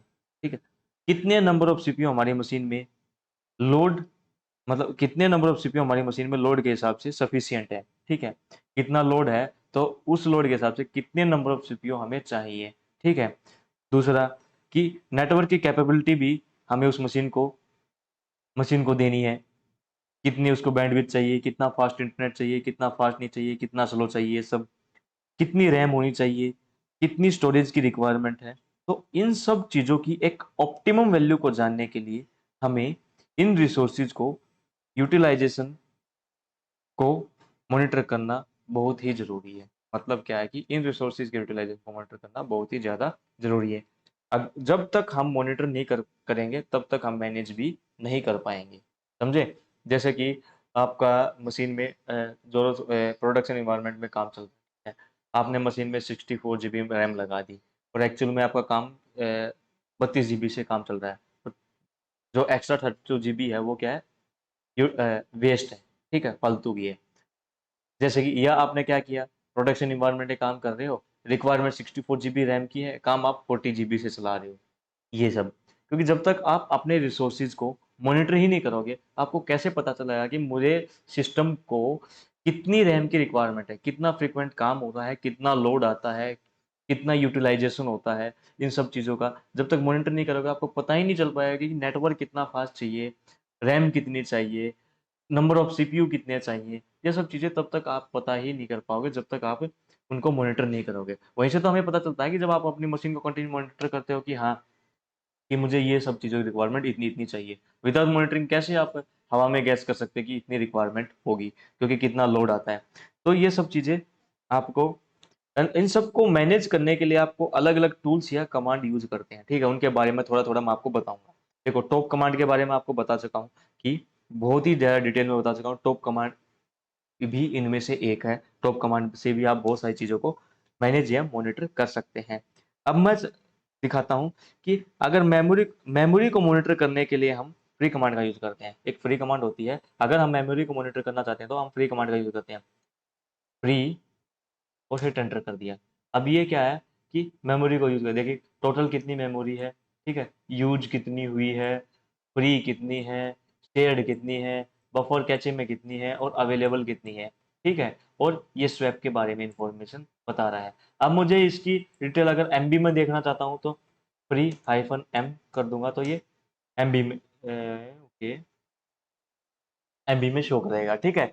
अगर मैं इसको जीबी में देखना चाहता हूँ तो फ्री हाइफन जी कर दूंगा तो ये जीबी में शो करेगा, ठीक है। तो ये आपको पता चल गया होगा कि अगर एमबी में देखना, जीबी में देखना चाहते हो, अगर फ्री हाइफन हाइफन, इसलिए मैंने आपको क्या दिया है, ठीक है, ह्यूमन रीडेबल दिखा रहा है ये। अगर इसलिए मैंने आपको क्या किया है कि आपको वो डॉक्यूमेंट दिया है, उससे आप क्या कर चाहते हो वो सारी चीज़ें देख सकते हो। अगर हम चाहते हैं कि किसी पर्टिकुलर इंटरवल के बाद जो फ्री कमांड है उसका आउटपुट रिफ्रेश होता रहे ऑटोमेटिकली, एक इंटरवल के बाद इस कमांड का क्या होता है, आउटपुट रिफ्रेश होता रहे, क्योंकि आप मॉनिटर कर रहे हो। तो आप कैसे करोगे, मैंने क्या किया, फ्री किया, उसके फ्री कमांड का मैंने यूज किया और उसके बाद मैंने किया हाइफन एस, मतलब इंटरवल्स डिफाइन करना चाहता हूँ कितनी, मैं चाहता हूँ 3 सेकंड के बाद। यहाँ पर जो नंबर दो आप सेकंड में देते हो, मैं चाहता हूँ कि एवरी 3 सेकंड मेरा जो आउटपुट है फ्री कमांड का वो रिफ्रेश होता रहे, और हिट एंटर कर दिया। आप देखना हर 3 सेकंड के बाद ये आउटपुट क्या करेगा, आपको नया आएगा, रिफ्रेश होगा, ठीक है। तो ऐसे चलता ही रहेगा, ये कंटिन्यू देखते रहना। तो ऐसे में ऑटोमेटिकली क्या कर रहा है, ये रिफ्रेश हो रहा है, क्योंकि ये सब स्क्रिप्ट वगैरह में हम इनका यूज करते हैं, तो उससे आपको बहुत ही बेहतरीन आउटपुट मिल जाएगा। अब मैं इसको किल कर रहा हूँ कंट्रोल सी करके। अब बात करते हैं, ये तो आपको फ्री कमांड के बारे में था, ठीक है। एक कमांड होती है वॉच कमांड। वॉच कमांड के थ्रू भी हम किसी पर्टिकुलर कमांड को रिपीट करा सकते हैं। एक वॉच कमांड होती है WATCH, वॉच कमांड। इसके थ्रू भी हम क्या कर सकते हैं, किसी पर्टिकुलर कमांड को रिपीट करा सकते हैं। कैसे, मैं लिखूंगा वॉच हाइफन डी, मतलब डिले, कितना डिले, उसके बाद डिले, मैं चाहता हूँ डिले हाइफन एन। एन का मतलब कितने सेकंड के बाद, एन का मतलब और कुछ होगा एक्चुअल में। अगर मैं आपको watch hyphen hyphen help command आपको दिखाऊं तो ये रहा। हाइफन डी का मतलब क्या है, difference, highlight changes between updates, उसके बाद एन का मतलब कितने इंटरवल के बाद आपको। अब आपको समझ में आया, वॉच, उसके बाद हाइफन डी और हाइफन एन, और उसके बाद मैं क्या था, वो इंटरवल डिफाइन करना चाहता हूँ। मैं चाहता हूँ हर 4 सेकंड के बाद, और उस कमांड का नाम लिख दीजिए, ठीक है। मैं चाहता हूँ फ्री कमांड का, फ्री, ठीक है। और कमांड का आउटपुट हर 4 सेकंड में क्या होता रहे, आपको रिफ्रेश होता रहे, अपडेट होता रहे। ये देखिए आप, एवरी 4 सेकंड फ्री कमांड। देखो एक चीज देखना कि हर, अब ये क्या कि इधर की इधर ही हाईलाइट हो जा रहा है, देखो ये आपकी स्क्रीन को ज्यादा वो नहीं कर रहा। अब देखो यहाँ पर जैसे जो भी चेंजेस होगा, ये उतना वाला पार्ट क्या हाईलाइट हो जाता है, देखो खुद ही देखते रहो, हर 4 सेकंड में जो भी चेंजेस होगा उतना ही पोर्शन हाईलाइट हो जाएगा हर 4 सेकंड के बाद। देखो 5 6, वहाँ पर 4 8 7 2। तो ये और भी अच्छी कमांड है, जिसकी हेल्प से क्या है, आपकी पूरी स्क्रीन भी ज़्यादा ब्लरिश नहीं दिखाई देती, भरी हुई स्क्रीन दिखाई नहीं देती। अब मैं कंट्रोल से ही करता हूँ इसको रोकने के लिए। अब ये है वॉच कमांड के बारे में। अब क्या होता है कि ये कमांड या तो जो वॉच कमांड है ना, इसका इस कमांड का या तो यूज हम सीपीयू को मॉनिटर करने के लिए यूज करते हैं या मेमोरी को मॉनिटर करने के लिए यूज करते हैं। अब बात करते हैं कि अगर मुझे इनपुट आउटपुट की स्टैटिस्टिक्स को देखना है तो उसके लिए कमांड होती है आईओस्टेट, STAT। आईओस्टेट करके कमांड होती है। ये क्या करती है, हिट एंटर करता हूँ तो ये इनपुट आउटपुट है, तो उसकी स्टेटिस्टिक्स को बारे में बताता है, कितना रीड राइट ऑपरेशन हो रहा है किस डिस्क के ऊपर, ठीक है, कितना रीड राइट ऑपरेशन हो रहा है, सारे सारे information, CPU user 8.6 nice, system कितना परसेंटेज, इनपुट आउटपुट कितना परसेंटेज यूज हो रहा है, स्टिल कितना है, आइडियल कितना परसेंट, अब 89.6% तो आपका आइडियल सीपीयू बैठा रहता है। अब यहाँ पे NVMe1 के ऊपर क्या है, रीड राइट कितना ऑपरेशन हो रहा है केबी में, इसमें ये सारी इन्फॉर्मेशन। अगर ये इन सब का क्या मतलब, मैं आपको डॉक्यूमेंट्स प्रोवाइड कर चुका हूँ। लेकिन एक चीज़ ध्यान रखना कि इस आईओ स्टेट कमांड को यूज करने के लिए हमारी मशीन में सिस स्टेट पैकेज का इंस्टॉल होना बहुत ज़्यादा जरूरी है। कौन सा वाला पैकेज, सिस स्टेट, ठीक है, ये रहा। अगर मैं यम और लिस्ट करूं और इंस्टॉल्ड और सिस, SYS स्टेट, ये पैकेज का हमारी मशीन में इंस्टॉल होना बहुत ही ज़्यादा जरूरी है। और हिट एंटर करता हूँ, ओके टम कर दिया यार, वाह वेरी गुड, यम का टम हो गया, ठीक है, ये रहा यम। तो ये वाला वो पैकेज है जो आपकी मशीन में इंस्टॉल होना चाहिए। इंस्टॉल कैसे करते हैं आप लोगों को पता है पैकेज को, सिंपली यम इंस्टॉल और क्या करना आपको, पैकेज का नाम सिस STAT स्टेट, और हिट एंटर कर दीजिए। ये पैकेज क्या है, इंस्टॉल करना शुरू कर दिया, मेरे में ऑलरेडी इंस्टॉल्ड है, दैट्स वाई। आप लोगों को मैंने लॉग मैनेजमेंट अभी तक पढ़ाया नहीं है, एक्चुअल में लॉग मैनेजमेंट पढ़ाने वाला था, बट क्या है कि मेरा कुछ एक इशू हो गया था, मेरी डायरी जिसमें लॉग मैनेजमेंट था वो कहीं अभी कहीं रखी हुई है, मेरे पास नहीं है, डेट्स वाई मैंने उसको अभी तक पोस्टपोन किया हुआ है। तो क्या होता है ना कि जब आप सीडी करते हो स्लैश वार के अंदर और लॉग, यहाँ पर क्या सारे लॉग्स की इन्फॉर्मेशन होती है। अगर मैं एलएस करता हूँ कि यहाँ पर जितने भी मशीन के लॉग्स सारे यहाँ पर मेंटेन किए जाते हैं अलग अलग फाइल से और डायरेक्टरी के अंदर। यहाँ पर आप लोगों को एक चीज़ दिखाई दे रही होगी कि अगर मैं आपको LS-SS, ओके ये रहा, ये डायरेक्टरी SA। जब तक ये काम करना आप लोग, ये ऐसे डायरेक्टरी दिखाई दे रही होगी, इस स्टेट के जितने भी लोग आप मशीन में मॉनिटर हो रहे हैं ना वो सारे इसके अंदर सेव होते हैं। जब तक आपकी मशीन में सिस स्टेट वाला पैकेज इंस्टॉल नहीं होगा तब तक ये क्या है, ये वाला ये जो ऐसे है करके ना आपकी मशीन में शो नहीं होगा, ये वाला डायरेक्टरी आपकी मशीन में शो नहीं होगी। जैसे ही आप सिस स्टेट नाम का जो पैकेज है उसको इंस्टॉल कर लेंगे तो ऑटोमेटिकली ये ऐसे नाम की डायरेक्टरी आपकी मशीन में क्रिएट हो जाएगी। मेरे में इसलिए क्रिएट हो गया, अगर मैं CD करता हूँ, ऐसे करता हूँ और मैं LS करता हूँ, अब इसके अंदर क्या है कि सार से रिलेटेड, ऐसे से रिलेटेड सारे लोग मेंटेन किए जा रहे हैं, ठीक है।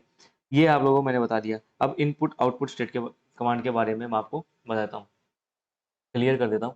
अब बात करते हैं इनपुट आउटपुट के। अब मैं क्या करता हूँ कि स्टोरेज को मॉनिटर करने के लिए भी हम input output IO state command का यूज कर सकते हैं और एक बेहतरीन टूल माना जाता है। कैसे, जैसे मैंने क्या किया, आईओ स्टेट किया और -D, मतलब मैं चाहता हूँ डिफरेंस चाहता हूँ, डिले चाहता हूँ कितने सेकंड का, हर 2 सेकंड के बाद। और मैं चाहता हूँ कि इसके बाद मैं एक नंबर मेंशन करूंगा कि 8, मतलब कि टोटल कितने आउटपुट स्क्रीन पे देखना चाहता हूँ, कितने टाइम्स मैं रन करना चाहता हूँ आईओ स्टेट कमांड को, ये टाइम्स है, मतलब कि इतने आउटपुट मैं अपनी स्क्रीन पर देखना चाहता हूँ। तो सिंपली मैंने हिट एंटर कर दिया। अब देखना है सिर्फ 8 ही आउटपुट आएंगे स्क्रीन पर, 1 2 3। ये भी एक बेहतरीन तरीका है, देखो ओनली एट टाइम के बाद ये ऑटोमेटिकली क्या हो जाएगा, किल हो जाएगी, बस हो गया। अब देखो 1 2 3 4 5 6 7 और 8, ठीक है। अब ऐसे ही क्या कर सकते हो आप, किसी भी ये क्या करते हो, डिले कितना भी रख सकते हो, ये वाला डी के बाद 2 3 1 कितने सेकंड के बाद, और इतने इंटरवल डिफाइन कर सकते हैं, 10 8 जो, ठीक है, जो भी है। तो ये था आईओ स्टेट कमांड के बारे में। अगर मुझे अपने सीपीयू की इंफॉर्मेशन देखनी है, अगर मुझे क्या करना है, अपनी सीपीयू की इंफॉर्मेशन देखनी है, उसके लिए कमांड होती है MP stat, STAT, MP stat करके कमांड होती है। इंटर ऐड करूंगा तो ये हमारी सीपीयू इंफॉर्मेशन कि लिनक्स 5.14 ये आर्किटेक्ट, ये है हमारा उसका कर्नल पैकेज का डिस्क्रिप्शन, और ये मेरा सीपीयू है। ये सारे सीपीयू की इंफॉर्मेशन, ऑल कितना परसेंटेज यूज हो रहा है, कितना नाइस, किस इनपुट आउटपुट कितना परसेंट हो रहा है, उसके बाद सोक, स्टिल, गैस, नाइस, जी नाइस और 90% आइडियल मेरा है, खाली है। ठीक है, अगर मुझे क्या है, अगर कुछ, अब जब रियल लाइफ इन्वायरमेंट में सर्वर के अंदर जाएंगे, वहां पर क्या है, सीपीयू ज्यादा होंगे, नंबर ऑफ सीपीयू। तो मुझे क्या करना है, अभी तो ये ऑल दिखा रहा है या अलग अलग टाइप से दिखा है, अगर मुझे क्या करना है कि मुझे सारे सीपीयू की इंफॉर्मेशन देखनी है, अगर रियल टाइप इन्वायरमेंट में जाते हो तो कैसे देख सकते हो, M P S T A T state करके हाइफन क्या करना आपको, कैपिटल पी और ऑल कर देना है और हिट एंटर कर देना है। तो ये क्या करेगा, सारे जितने सीपीयू हैं अपने आपके उसमें सर्वर के ऊपर सारी की सारी इंफॉर्मेशन आपको शिफ्ट रिलेटेड शो कर देगा। ये था आपका एमपी स्टेट कमांड के बारे में, मैंने आपको लिंक दिया है तो please go through it. Next command आती है आपकी एस ए आर कमांड। ठीक है, सार command, S A R command जिसे बोलते हैं हम, सार का मतलब होता है इधर जो ये कमांड आती है, इसका मतलब है system activity report. System activity, A C T I V I T Y, activity report, system system activity report. अब सार कमांड में क्या करते हैं, ये भी आपको मॉनिटर करने के लिए यूज करती है, जिसके नाम भी लिखा, मैंने क्या किया, सार दिया, उसके बाद मैं चाहता हूँ डिले, कितने सेकंड के बाद, 2 सेकंड के बाद, और मैं चाहता हूँ कि कितने आउटपुट आए, जैसे इसमें किया था हमने, मैं चाहता हूँ 3 आउटपुट हमारी मशीन में शो करे। हाउ मेनी आउटपुट, सार कमांड सिंपली एंटर कर दिया है, देखिए अब 1 2 3, ठीक ठीक है, 3 टाइम्स ये क्या है आउटपुट इसने शो कर दिया, 1 2 3। अगर सिंपली मैं इसको करता हूँ सार, हर 2 सेकंड के बाद मेरा आउटपुट, और मैं कितना चाहता हूँ, 8 टाइम्स देखना चाहता हूँ, तो लो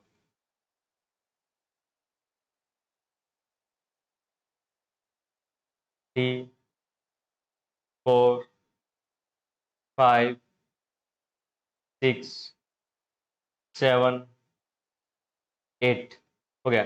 ठीक है, तो ये सार कमांड के बारे में ऐसे इसको यूटिलाइज करते हैं।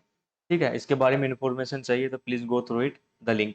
ठीक है, अब बात करते हैं, हाँ एक और चीज बताता हूँ, तो डेबियन सिस्टम है, उसके लिए एक कमांड होती है फॉर डेबियन सिस्टम, आपको यूज करें तो फॉर डी आई डेबियन, एक एन मोन नाम की एक कमांड होती है ये सब मॉनिटर करने के लिए। ठीक है, एन मोन नाम की कमांड यूज की जाती है फॉर डेबियन के लिए, एन मोन नाम की कमांड यूज की जाती है ये सब मॉनिटर पर्पज के लिए।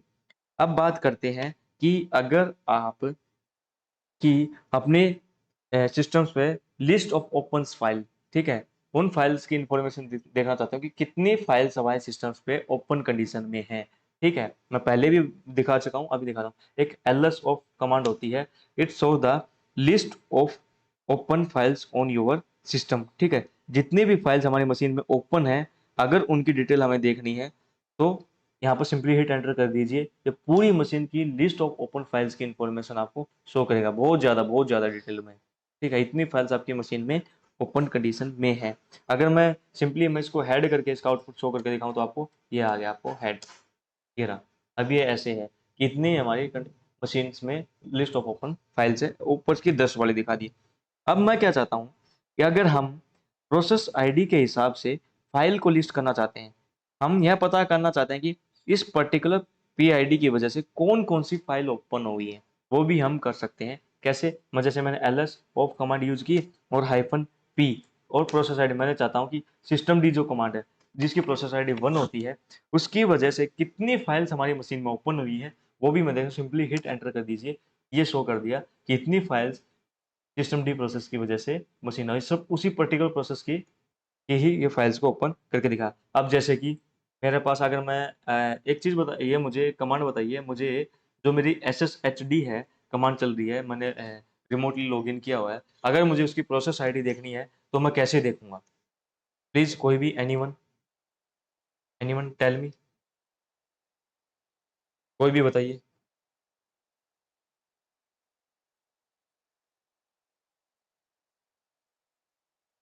किसी को नहीं पता?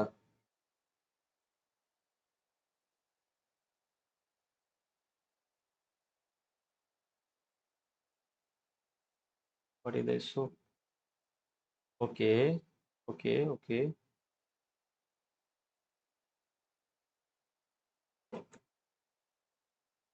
बहुत बढ़िया, किसी को नहीं पता तो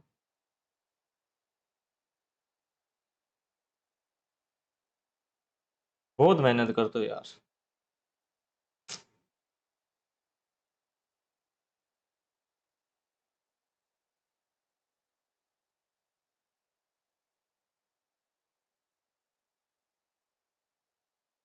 यही तो कमांड कल दिखाई थी। अब जैसे मैं क्या चाहता हूँ, इसके द्वारा जो भी फाइल्स ओपन की हुई है वो देखना चाहता हूँ, तो सिंपली क्या करूँगा, एल एस ऑफ कमांड, उसके बाद -p और 8814 हिट एंटर कर दिया। तो इसके द्वारा जितनी भी S S H D service के द्वारा जितनी भी फाइल्स ओपन की हुई होंगी, तो उनकी इंफॉर्मेशन ये शो कर देगा। ठीक है।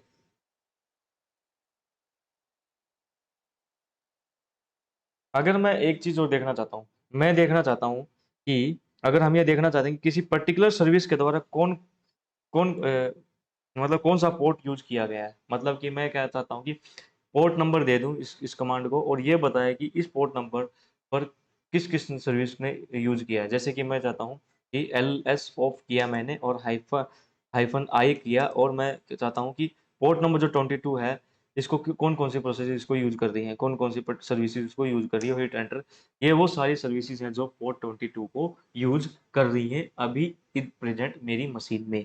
ठीक है। अगर हम उन फाइल्स को पता करना चाहते हैं जो किसी पर्टिकुलर पार्टीशन पर या फाइल सिस्टम पर ओपन कंडीशन में है, तो किसी पर्टिकुलर पार्टीशन पर या फाइल सिस्टम पर ओपन कंडीशन में कैसे देखेंगे। अब मैं एल एस बी एल के करके दिखाता हूँ।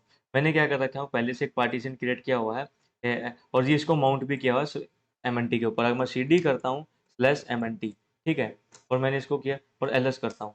अब इसके अंदर कोई भी फाइल या डायरेक्टरी क्रिएट नहीं है। मैंने क्या कर दिया, यहाँ पर विम किया और एक T E S T test file dot T X T के नाम से एक ओपन कंडीशन में ओपन कर दी। ठीक है file, what is the issue, मैंने क्या किया, ठीक है, और आई किया, और मैंने क्या कर दिया, एक मिनट मुझे कंट्रोल सी करने दी, क्या इशू है।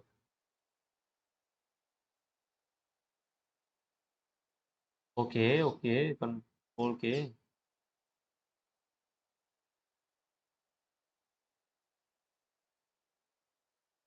मैं को काम करता हूँ, विम किया मैंने और टेस्ट नाम से एक फाइल क्रिएट किया, और मैं आई किया और मैं लिखा यहाँ पर हाय आई एम रूट यूजर। ठीक है, मैंने ये लिखा और कंट्रोल जेड कर दिया यहाँ पे। एक मिनट, एस्केप मोड डाला और कंट्रोल जेड कर दिया। अगर मैं जॉब्स करके दिखाता हूँ आपको, यहाँ पे ये फाइल्स टॉप दिखा रहा है लेकिन ये ओपन कंडीशन में है। अब मैं क्या करता हूँ, मुझे देखना है कि इस पर्टिकुलर इस पर्टिकुलर जो फाइल सिस्टम है इसके ऊपर कौन कौन सी फाइल्स ओपन कंडीशन में है।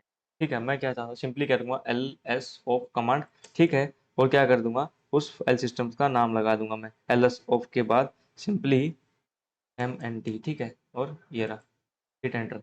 अब ये देखो यहाँ पे शो कर दिया इसने, टेस्ट नाम की फाइल एक ओपन कंडीशन में है। ऐसे ही मैं कर सकता हूँ, अगर मैं एल एस ऑफ करता हूँ तो मैं चाहता हूँ स्लैश वार के अंदर, और जो लोग नाम की जो डायरेक्टरी है इसके अंदर उन सारी फाइल्स की कंडीशन बताए जो ओपन कंडीशन में है, हिट एंटर। ये वो सारी फाइल्स है जो ओपन कंडीशन में है एट प्रेजेंट स्टेट में। ठीक है, ये आपको शो कर रहा है। अगर मुझे क्या करना है, मैं अगर पर्टिकुलर यूजर के द्वारा कौन कौन सी फाइल्स ओपन की गई है वो देखना चाहता हूँ, तो वो भी मैं कर सकता हूँ। पहले मैं इसे cd करता हूँ, मैं कहता हूँ एल एस ऑफ करता हूँ ऑफ हाइफन यू, हाइफन क्या करता हूँ, यू करता हूँ, और यूजर का नाम मेटाक्सॉन। इस पर्टिकुलर यूजर के द्वारा कौन कौन सी फाइल्स हमारी मशीन में ओपन की गई है, लो, मेटाक्सॉन जो यूजर है इसके द्वारा ये सारी फाइल्स ओपन की गई है, लिस्ट ऑफ फाइल्स। तो ये एल एस ऑफ कमांड के बारे में था। ठीक है, समझ में आया आप लोगों को एल एस ऑफ कमांड के बारे में।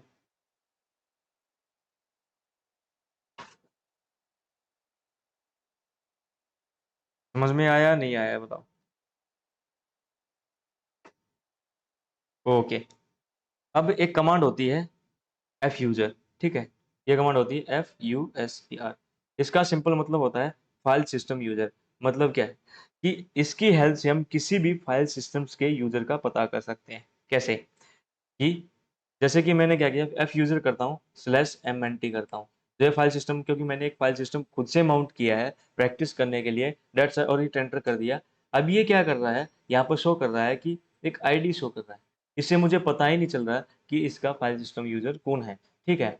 मुझे अब उसके लिए मैं क्या यूज़ करूँगा, मैं यूज़ करूँगा एफ यूज़र कुछ फ्लैग हाइफन एम इसका मैं पहले कर हेल्प फाइल ओपन कर देता हूँ आपके सामने, हाइफन हाइफन हेल्प, ठीक है, हिट एंटर कर दिया।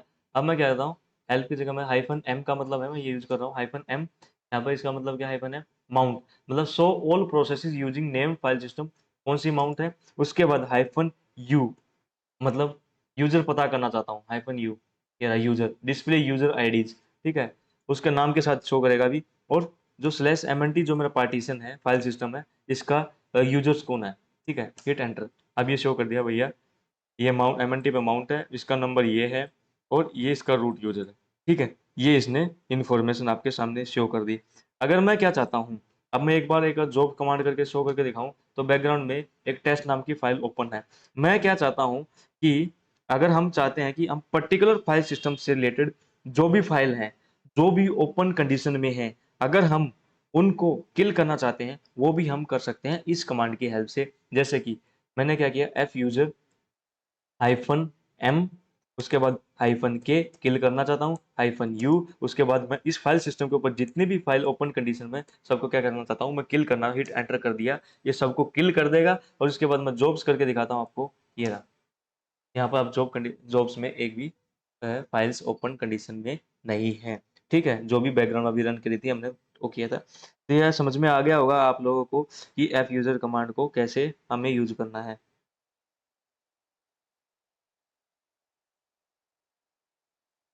ठीक है, और आपको एक काम करना है कि जितने भी मैंने आपको अभी ये आपको लिंक दिए हैं कि चार पाँच छः लिंक दिए हैं, तो please my request please go through it, उसके थ्रू जाइए और एक बार उसमें से एक बार दो बार तीन बार प्रैक्टिस कीजिए, ठीक है, तभी आपको पता चलेगा। क्योंकि ये वो कमांड है जो आपको डेली बेस में काम आएंगी जब एज आप लिनक्स एडमिन यूज करोगे। कहीं पर आपको मेमोरी यूटिलाइजेशन को मॉनिटर करना होगा, उसके बेस पे स्क्रिप्ट लिखनी होगी, कहीं पर आपको सीपीयू यूटिलाइजेशन के बेस पे स्क्रिप्ट लिखनी होगी, कहीं पर आपको अ, अ, दोनों के बेस के तो आपको क्या करना होगा कि आपको सोचना होगा कि कौन सी मेरे लिए एट प्रेजेंट बेस्ट कमांड है, कौन सा बेस्ट आउटपुट दे रही है को शॉर्ट में, उसके बाद मुझे कैसे AW के बाकी कमांड का यूज करके मुझे क्या करना है, एक ऐसी स्क्रिप्ट बनानी है ताकि मैं एक बार एक स्क्रिप्ट को बना दूं उसके बाद मैं मॉनिटर करता रहूं, अलर्ट आए तो रेड कलर में कलर में, वो सब चीजें आपको सीखनी होंगी। और वो आपको तब सीख पाओगे जब आपको कमांड के बारे में नॉलेज होगी, जैसे एफ यूजर का काम क्या है, lsof कमांड का काम क्या है, pkill कमांड का काम क्या है, kill all कमांड का काम क्या है, टॉप कमांड का काम क्या है, ये सारी इंफॉर्मेशन। तो ये काफी डीप में था, मैंने काफी बता दिया। अब एक और सबसे मोस्ट इम्पोर्टेंट टॉपिक है, ठीक है, अभी तक का सबसे मोस्ट इम्पोर्टेंट मैंने आप लोगों को पढ़ाया था, आज उसके बारे में आपको डिटेल बताता हूँ, ठीक है। Most important topic of the this session जिसका बात करते हैं हम, C H root. C H root बताया था मैंने, अभी तक हमने सब कुछ पढ़ चुके हैं ना। सी एच रूटिंग के बारे में मैंने डिटेल में आपको नहीं बताया था, तो आज हम बात करेंगे what is C H rooting. C H rooting क्या है, देखो, पिछले सेशन में हमने कर्नल की इमेज को रिस्टार्ट करना सीखा था, या हमने इनिट रैम एफएस को फिक्स करना सीखा था। रूट का पासवर्ड भी रीसेट करते वक्त हमने क्या कहते हैं सी एच रूटिंग का कंसेप्ट यूज किया था। तो इसका मतलब क्या है, यह हमें एक ऐसा एनवायरनमेंट क्रिएट करके देता है जिसके थ्रू हम अपने रूट फाइल सिस्टम की फाइल को एक्सेस या मैनेज कर सकते हैं, स्पेशली जब हम उनको किसी दूसरी लोकेशन से यूज कर रहे हैं। फॉर एग्जाम्पल, हमने लाइव आईएसओ इमेज से बूट किया था सिस्टम को, तो वहां पर हम अपनी आईएसओ इमेज के थ्रू सिस्टम को यूज कर रहे हैं, ना कि डायरेक्टली हम बूट कर रहे हैं हार्ड डिस्क से। तो हमारा सिस्टम वहां पर क्या होता है, एमएनटी डायरेक्टरी के ऊपर माउंट होता है, और वहां पर हमें अपने रूट फाइल सिस्टम की फाइल को एक्सेस करने के लिए एक ऐसे इन्वायरमेंट की जरूरत होती है जहां पर मैं अपने जो हार्ड डिस्क पर जो रूट फाइल सिस्टम है उसके अंदर चेंजेस करके मैं अपना काम कर पाऊँ। जो इन्वायरमेट हमें किसके थ्रू मिलता है, सी एच रूटिंग के थ्रू। फिर से बताता हूँ सी एच रूटिंग का मतलब क्या होता है, यह हमें एक ऐसा इन्वायरमेंट क्रिएट करके देता है, भले ही हमने लाइव आईएसओ इमेज से बूट किया हो, लेकिन हम उसको ऐसे यूज कर सकते हैं जैसे हम अपने सिस्टम पर काम कर रहे हैं। अब मैं क्या करता हूँ, मैंने इनिट 0 कर दिया, मैं सिस्टम को क्या कर दिया, मशीन को बंद कर रहा हूँ। ठीक है, इधर मैं कर रहा हूँ मशीन को बंद, ये मेरी मशीन। अब मैं इसको क्या करूँगा, लाइव आईएसओ इमेज से एक बार बूट करूँगा आपको। ठीक है, लाइव आईएसओ इमेज से बूट करूँगा।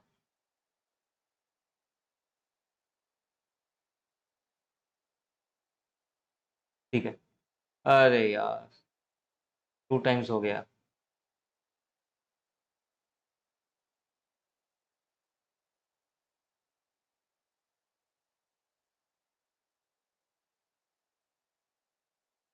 ठीक है, अब मैं क्या सी रोम लाइव आईएसओ इमेज से मैं कर रहा हूँ बूट।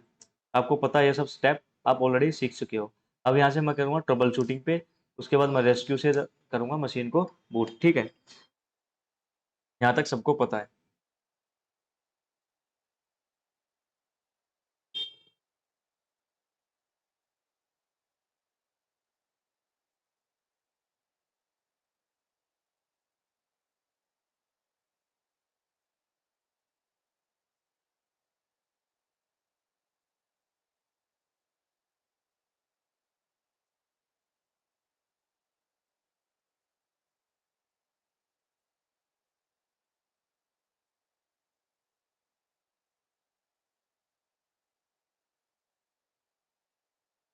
ठीक है, यहाँ तक सबको पता है कि हम अभी तक कंटिन्यू यूज करते आए थे, लेकिन अब मैं क्या करूँगा, मैं यूज करूँगा थर्ड ऑप्शन को, स्किप टू सेल वाला। ठीक है, हमें यहाँ पर सेलेक्ट करना है थर्ड वाला, क्योंकि ये मैं सीएच रूटिंग समझाना चाहता हूँ, डेट्स वाई।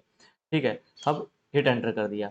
अब आप क्या कर रहा हूँ कि नोट माउंटिंग द सिस्टम, मैं यहाँ पर माउंट नहीं कर रहा। When finish please exit from the shell and you will reboot. Okay, please enter to get a shell. मैंने यहाँ पर सेल मिला, यहाँ पे से ये बेस्ट सेल दे दिया।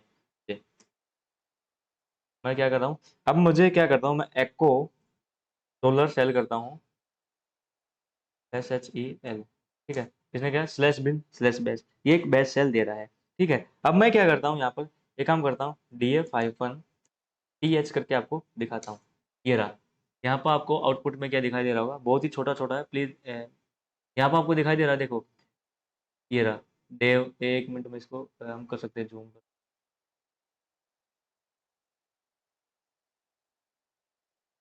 ओके, अब सबको सही दिखाई दे रहा है। ठीक है, यहाँ पर आपको दिखाई दे रहा होगा कि स्लैश डेव जो मेरा रूट फाइल सिस्टम यहाँ पर ये दिखाई दे रहा है आप लोगों को, जो 59% यूज हो रहा है, जो फॉरवर्ड स्लैश है। ठीक है, आप ext4 slash dev mapper live RW 2.94 GB 1.7 1.2 सबको दिखाई दे रहा है यहाँ पर, जो मेरा रूट वाली है, क्योंकि यहाँ पर माउस आ नहीं रहा अभी, तो डेट्स वाई। तो यहाँ पर आपका रूट फाइल सिस्टम मेरा दिखाई दे रहा है। यहाँ हमारा जो रूट दिखाई दे रहा है, यह ISO इमेज का है। ठीक है, जो मेन रूट है वो हमारा हार्ड डिस्क वाला है। ठीक है, जिसमें हमारा डेटा है, उसकी डिटेल हमें यहाँ पर नहीं दिखाई दे रही। ठीक है, क्योंकि देखो हमारा जो रूट फाइल सिस्टम था वो कहाँ पर होता था, NVMe डिस्क के अंदर। आपने देखा होगा वो NVMe डिस्क के ऊपर हमारा रूट फाइल सिस्टम था, लेकिन वो हमें देखने को यहाँ पर नहीं मिल रहा। वहां पर एक एलबीएम भी दिखाई देता था, आप लोगों ने एक एलबीएम भी दिखाई देता था, और रूट फाइल सिस्टम के लिए था। ठीक है, और इसका मतलब हम समझ सकते हैं कि वो एलबीएम भी डीएक्टिवेट है, एक्टिवेट कंडीशन में नहीं है। देखिए सिंपल सी मतलब है, यहाँ पर जो रूट फाइल सिस्टम आपको दिखाई दे रहा है, ये आईएसओ इमेज वाला रूट फाइल सिस्टम है। और आपने अगर अपनी मशीन में देखोगे DF-TH करके, वहां पर जो रूट फाइल सिस्टम आपको दिखाई दे रहा होगा, जो हार्ड डिस्क वाला, वो क्या है, आपकी एक NVMe नाम की डिस्क होगी, उसके ऊपर वो रूट फाइल सिस्टम है। और रूट फाइल सिस्टम भी क्या है, एलवीएम के ऊपर क्रिएट किया हुआ है। यहाँ पर ऐसा कुछ आपको दिखाई नहीं दे रहा है। सिंपली इसका मतलब क्या है कि वो एलवीएम क्या है, अभी डीएक्टिवेट है, एक्टिवेट नहीं है। अगर मैं LSBLK करके दिखाऊं, देखो क्या आपको दिखाई दे रहा है, देखो पार्टीशन क्रिएट हो रखे हैं, NVMe Mi 0 and 1 और P1 P2। बट क्या है, क्या आपको इसके सामने जो माउथ पॉइंट पे कुछ भी नहीं दिखाई दे रहा, कुछ भी आपको दिखाई नहीं दे रहा।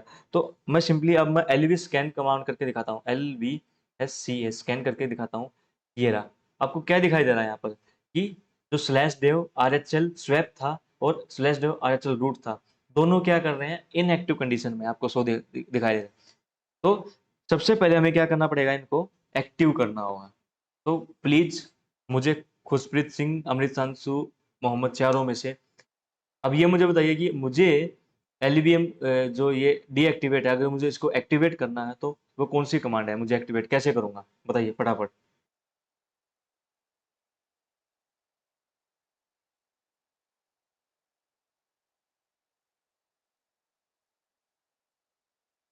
नमन, मोहम्मद, अमृतांशु, खुशप्रीत।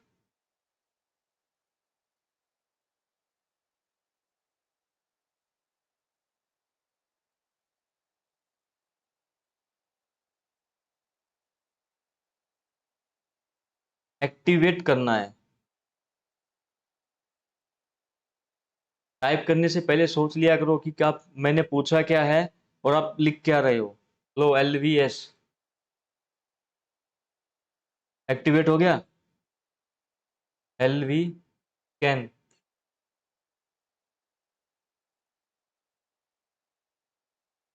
इनएक्टिव ही है।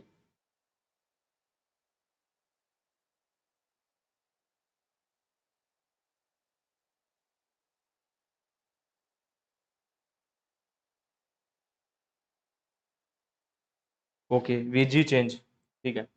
VGCHANG, VG change. अब मुझे एक्टिवेट करना है, -A मतलब हाँ, एक्टिवेट करना है, Y मतलब यस एक्टिवेट करना है। और किसको एक्टिवेट करूँ, अब ये क्या है, किस ग्रुप के ऊपर है? RHL, RHL। ओके, ये कौन सा ग्रुप के ऊपर है, शायद RHL ग्रुप के ऊपर है, ठीक है, रेड हैट। तो मैं क्या ग्रुप का नाम देता हूँ, RHEL, ठीक है, और हिट एंटर। अब ये क्या कर दिया इसने, क्या है, एक्टिवेट कर दिया। अब मैं LV स्कैन करता हूँ फिर से, LV स्कैन करता हूँ तो ये रहा। अब ये दोनों क्या है, एक्टिवेट कंडीशन में हो गए। अब मैं क्या करता हूँ, एक, अब सबसे पहले मैं एक काम करता हूँ, टच किया मैंने, एक फाइल क्रिएट की और यहाँ पे लिखा मैंने file dot file dot TXT, एक फाइल क्रिएट की मैंने, ठीक है, और हिट एंटर कर दीजिए। अब एक चीज समझना कि ये जो फाइल यहाँ पर क्रिएट हुई है रूट पार्टीशन के ऊपर या रूट फाइल सिस्टम के ऊपर, ये कौन सा रूट फाइल सिस्टम है, ISO वाले इमेज के रूट फाइल सिस्टम के ऊपर ये फाइल क्रिएट हुई है, ना कि आपके ओरिजिनल रूट फाइल सिस्टम, क्योंकि ये ISO वाला रूट फाइल सिस्टम, उसके ऊपर ये फाइल क्रिएट हुई है। मैंने क्या कर दिया, MKDIR कर दी एक, यहाँ पर भी क्रिएट की, मेटाक्सोन डॉट TX, मेटाक्सोन नाम का एक फोल्डर क्रिएट किया हुआ, हिट एंटर, ठीक है। अब मैं यहाँ पर LS करता हूँ तो यहाँ पर देखिए AFS boot etc firmware, यहाँ पर आपको दिखाई दे रहा होगा मेटाक्सन, और वो फाइल जो मैंने क्रिएट की थी, फाइल डॉट TXT। बार बार वही बोल रहा हूँ, ये जो रूट फाइल सिस्टम आपको शो हो रहा है, ये आपका ISO इमेज वाला रूट फाइल सिस्टम है, ठीक है। अगर हम उन फाइल्स को एक्सेस करना चाहते हैं जो हमारी हार्ड डिस्क वाले रूट फाइल सिस्टम पर है, तो मुझे क्या करना पड़ा, पहले मुझे क्या करना, अब मैंने एक्टिवेट कर लिया, अगर मैं LSBLK करता हूँ, ठीक है, अभी यहाँ पर शो नहीं कर रहा, लेकिन मैंने क्या कर दिया, LV स्कैन करता हूँ तो मैंने उसको एक्टिवेट कर लिया, ठीक है, /dev रूट। तो मैं क्या करूँगा, इसको माउंट कर लूँगा। कैसे करूँगा, माउंट /dev/RHL, उसके बाद रूट, और किसके ऊपर माउंट कर रहा हूँ, /MNT के ऊपर, इसको मैं क्या कर रहा हूँ, माउंट कर रहा हूँ, ठीक है, और हिट एंटर कर दिया। मैंने क्या कर दिया, इसको माउंट कर दिया। अब मैं DF-TH करके दिखाता हूँ, तो यहाँ पर क्या कर MNT के ऊपर मेरा एक रूट फाइल सिस्टम क्या कर दिया, जिसका XFS फाइल सिस्टम था, मैंने इसको क्या कर दिया, इसके ऊपर माउंट कर दिया। अब मैं CD करता हूँ और MNT के अंदर जाता हूँ, MNT, ठीक है, हिट एंटर कर दिया और LS करता हूँ। अब ये जो देखो यहाँ पे देखा, पिछले वाले फाइल सिस्टम में हालांकि मैंने क्रिएट की थी दो फाइल से, क्या वो फाइल यहाँ पर दिखाई दे रही है, क्योंकि ये वाला जो रूट फाइल सिस्टम आपको दिखाई दे रहा है, ये कौन सा रूट फाइल सिस्टम है, ये आपका रूट फाइल सिस्टम है हार्ड डिस्क वाला। अगर मैं LS ये करके दिखा, ये रहा, ये जो रूट फाइल सिस्टम है आपका हार्ड डिस्क वाला रूट फाइल सिस्टम है। नहीं, जो एल ओके, सॉरी सॉरी, अभी जिसमें CD किया मैंने, ये LS जो मैंने फॉरवर्ड स्लैश कर दिया यहाँ पे, ये तो क्या है, इसने ISO वाले रूट फाइल सिस्टम को LS करके दिखा दिया। अदरवाइज मैं नॉर्मल LS कर रहा था। तो ये जो अभी क्या है, फाइल सिस्टम आपका रूट फाइल सिस्टम है।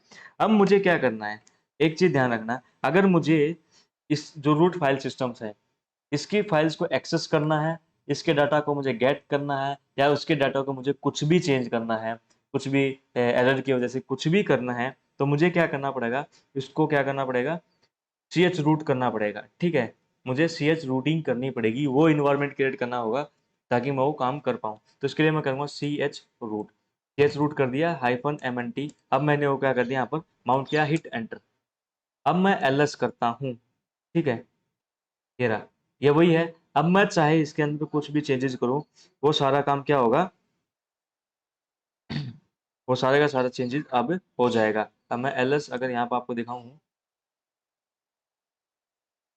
अब देखो, अब मैं LS करता हूँ /, अब ये आपका हार्ड डिस्क वाले रूट फाइल सिस्टम को शो कर रहा है, ठीक है। जब फिर से LS, क्योंकि यहाँ पर मैंने CS रूटिंग की हुई है, मतलब मैंने वो इन्वायरमेंट क्रिएट कर लिया जो मैंने हार्ड डिस्क पे काम करना है, ठीक है। यहाँ तक आपको समझ में आ रहा है क्या चल रहा है, आप लोग बताइए यस या नो। मैं आपको CS रूटिंग का कंसेप्ट समझाने की कोशिश कर रहा हूँ जो अभी तक आप यूज करते आए हो। खुशप्रीत, अमृतांशु, मोहम्मद, नमन।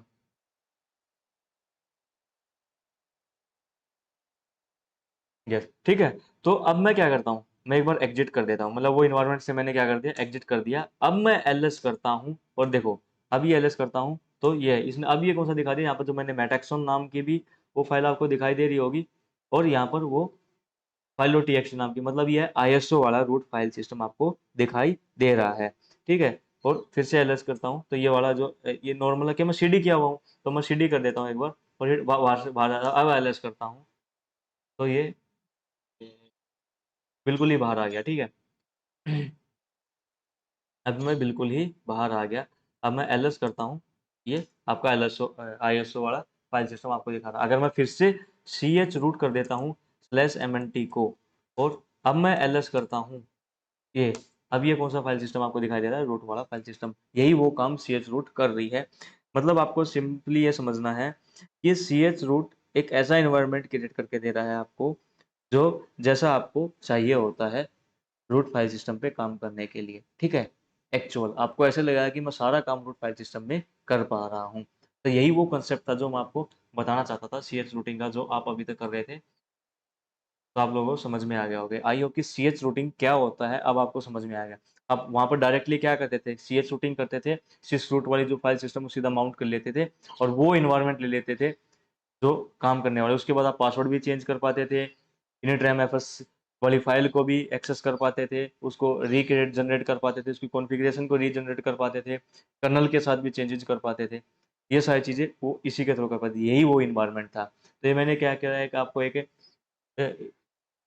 समझाने की कोशिश करी है, तो आई होप कि यहाँ का आपको समझ में आ गया होगा, ठीक है। बताइए।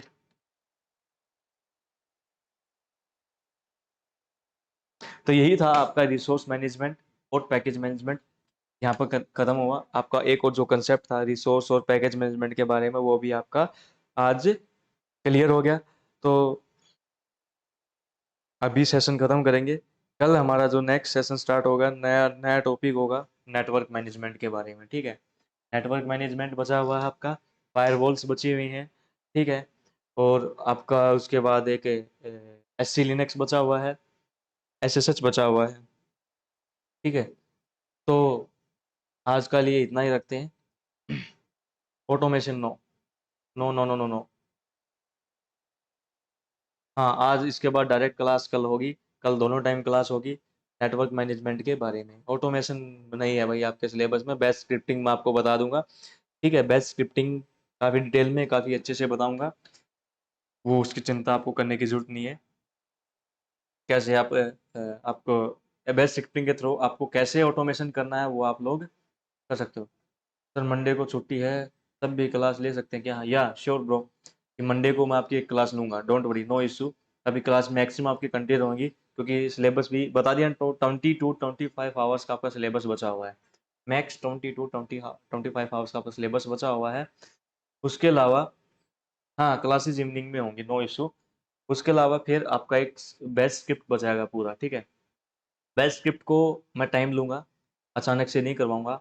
उससे पहले आपको टाइम दिया जाएगा, आप लोगों को क्या करना होगा, पूरा पढ़ना होगा, कवर करना होगा, रिवीजन करना होगा, ठीक है। कुछ टास्क है बीच में नहीं दिए, वो मैं दूंगा, ठीक है, जिसके पेंडिंग और टास्क कंप्लीट करने होंगे। और आपके डाउट लिए जाएंगे कि बीच में आपको कुछ समझ में नहीं आया, तो आपको पूरा एक बार रिविजन करना होगा, कुछ टाइम दिया जाएगा, 1 वीक का, ठीक है, मैक्स 1 वीक का। उसके बाद बेस्ट स्क्रिप्टिंग स्टार्ट हो जाएगी सबके साथ, ठीक है। बेस्ट स्क्रिप्टिंग, हाँ हाँ, टास्क 1 मिनट रुको, टास्क अभी होंगे क्या, जस्ट आज का अभी आपका टास्क है ये पीडीएफ कहाँ से जाएगी आपकी GS ये रहा।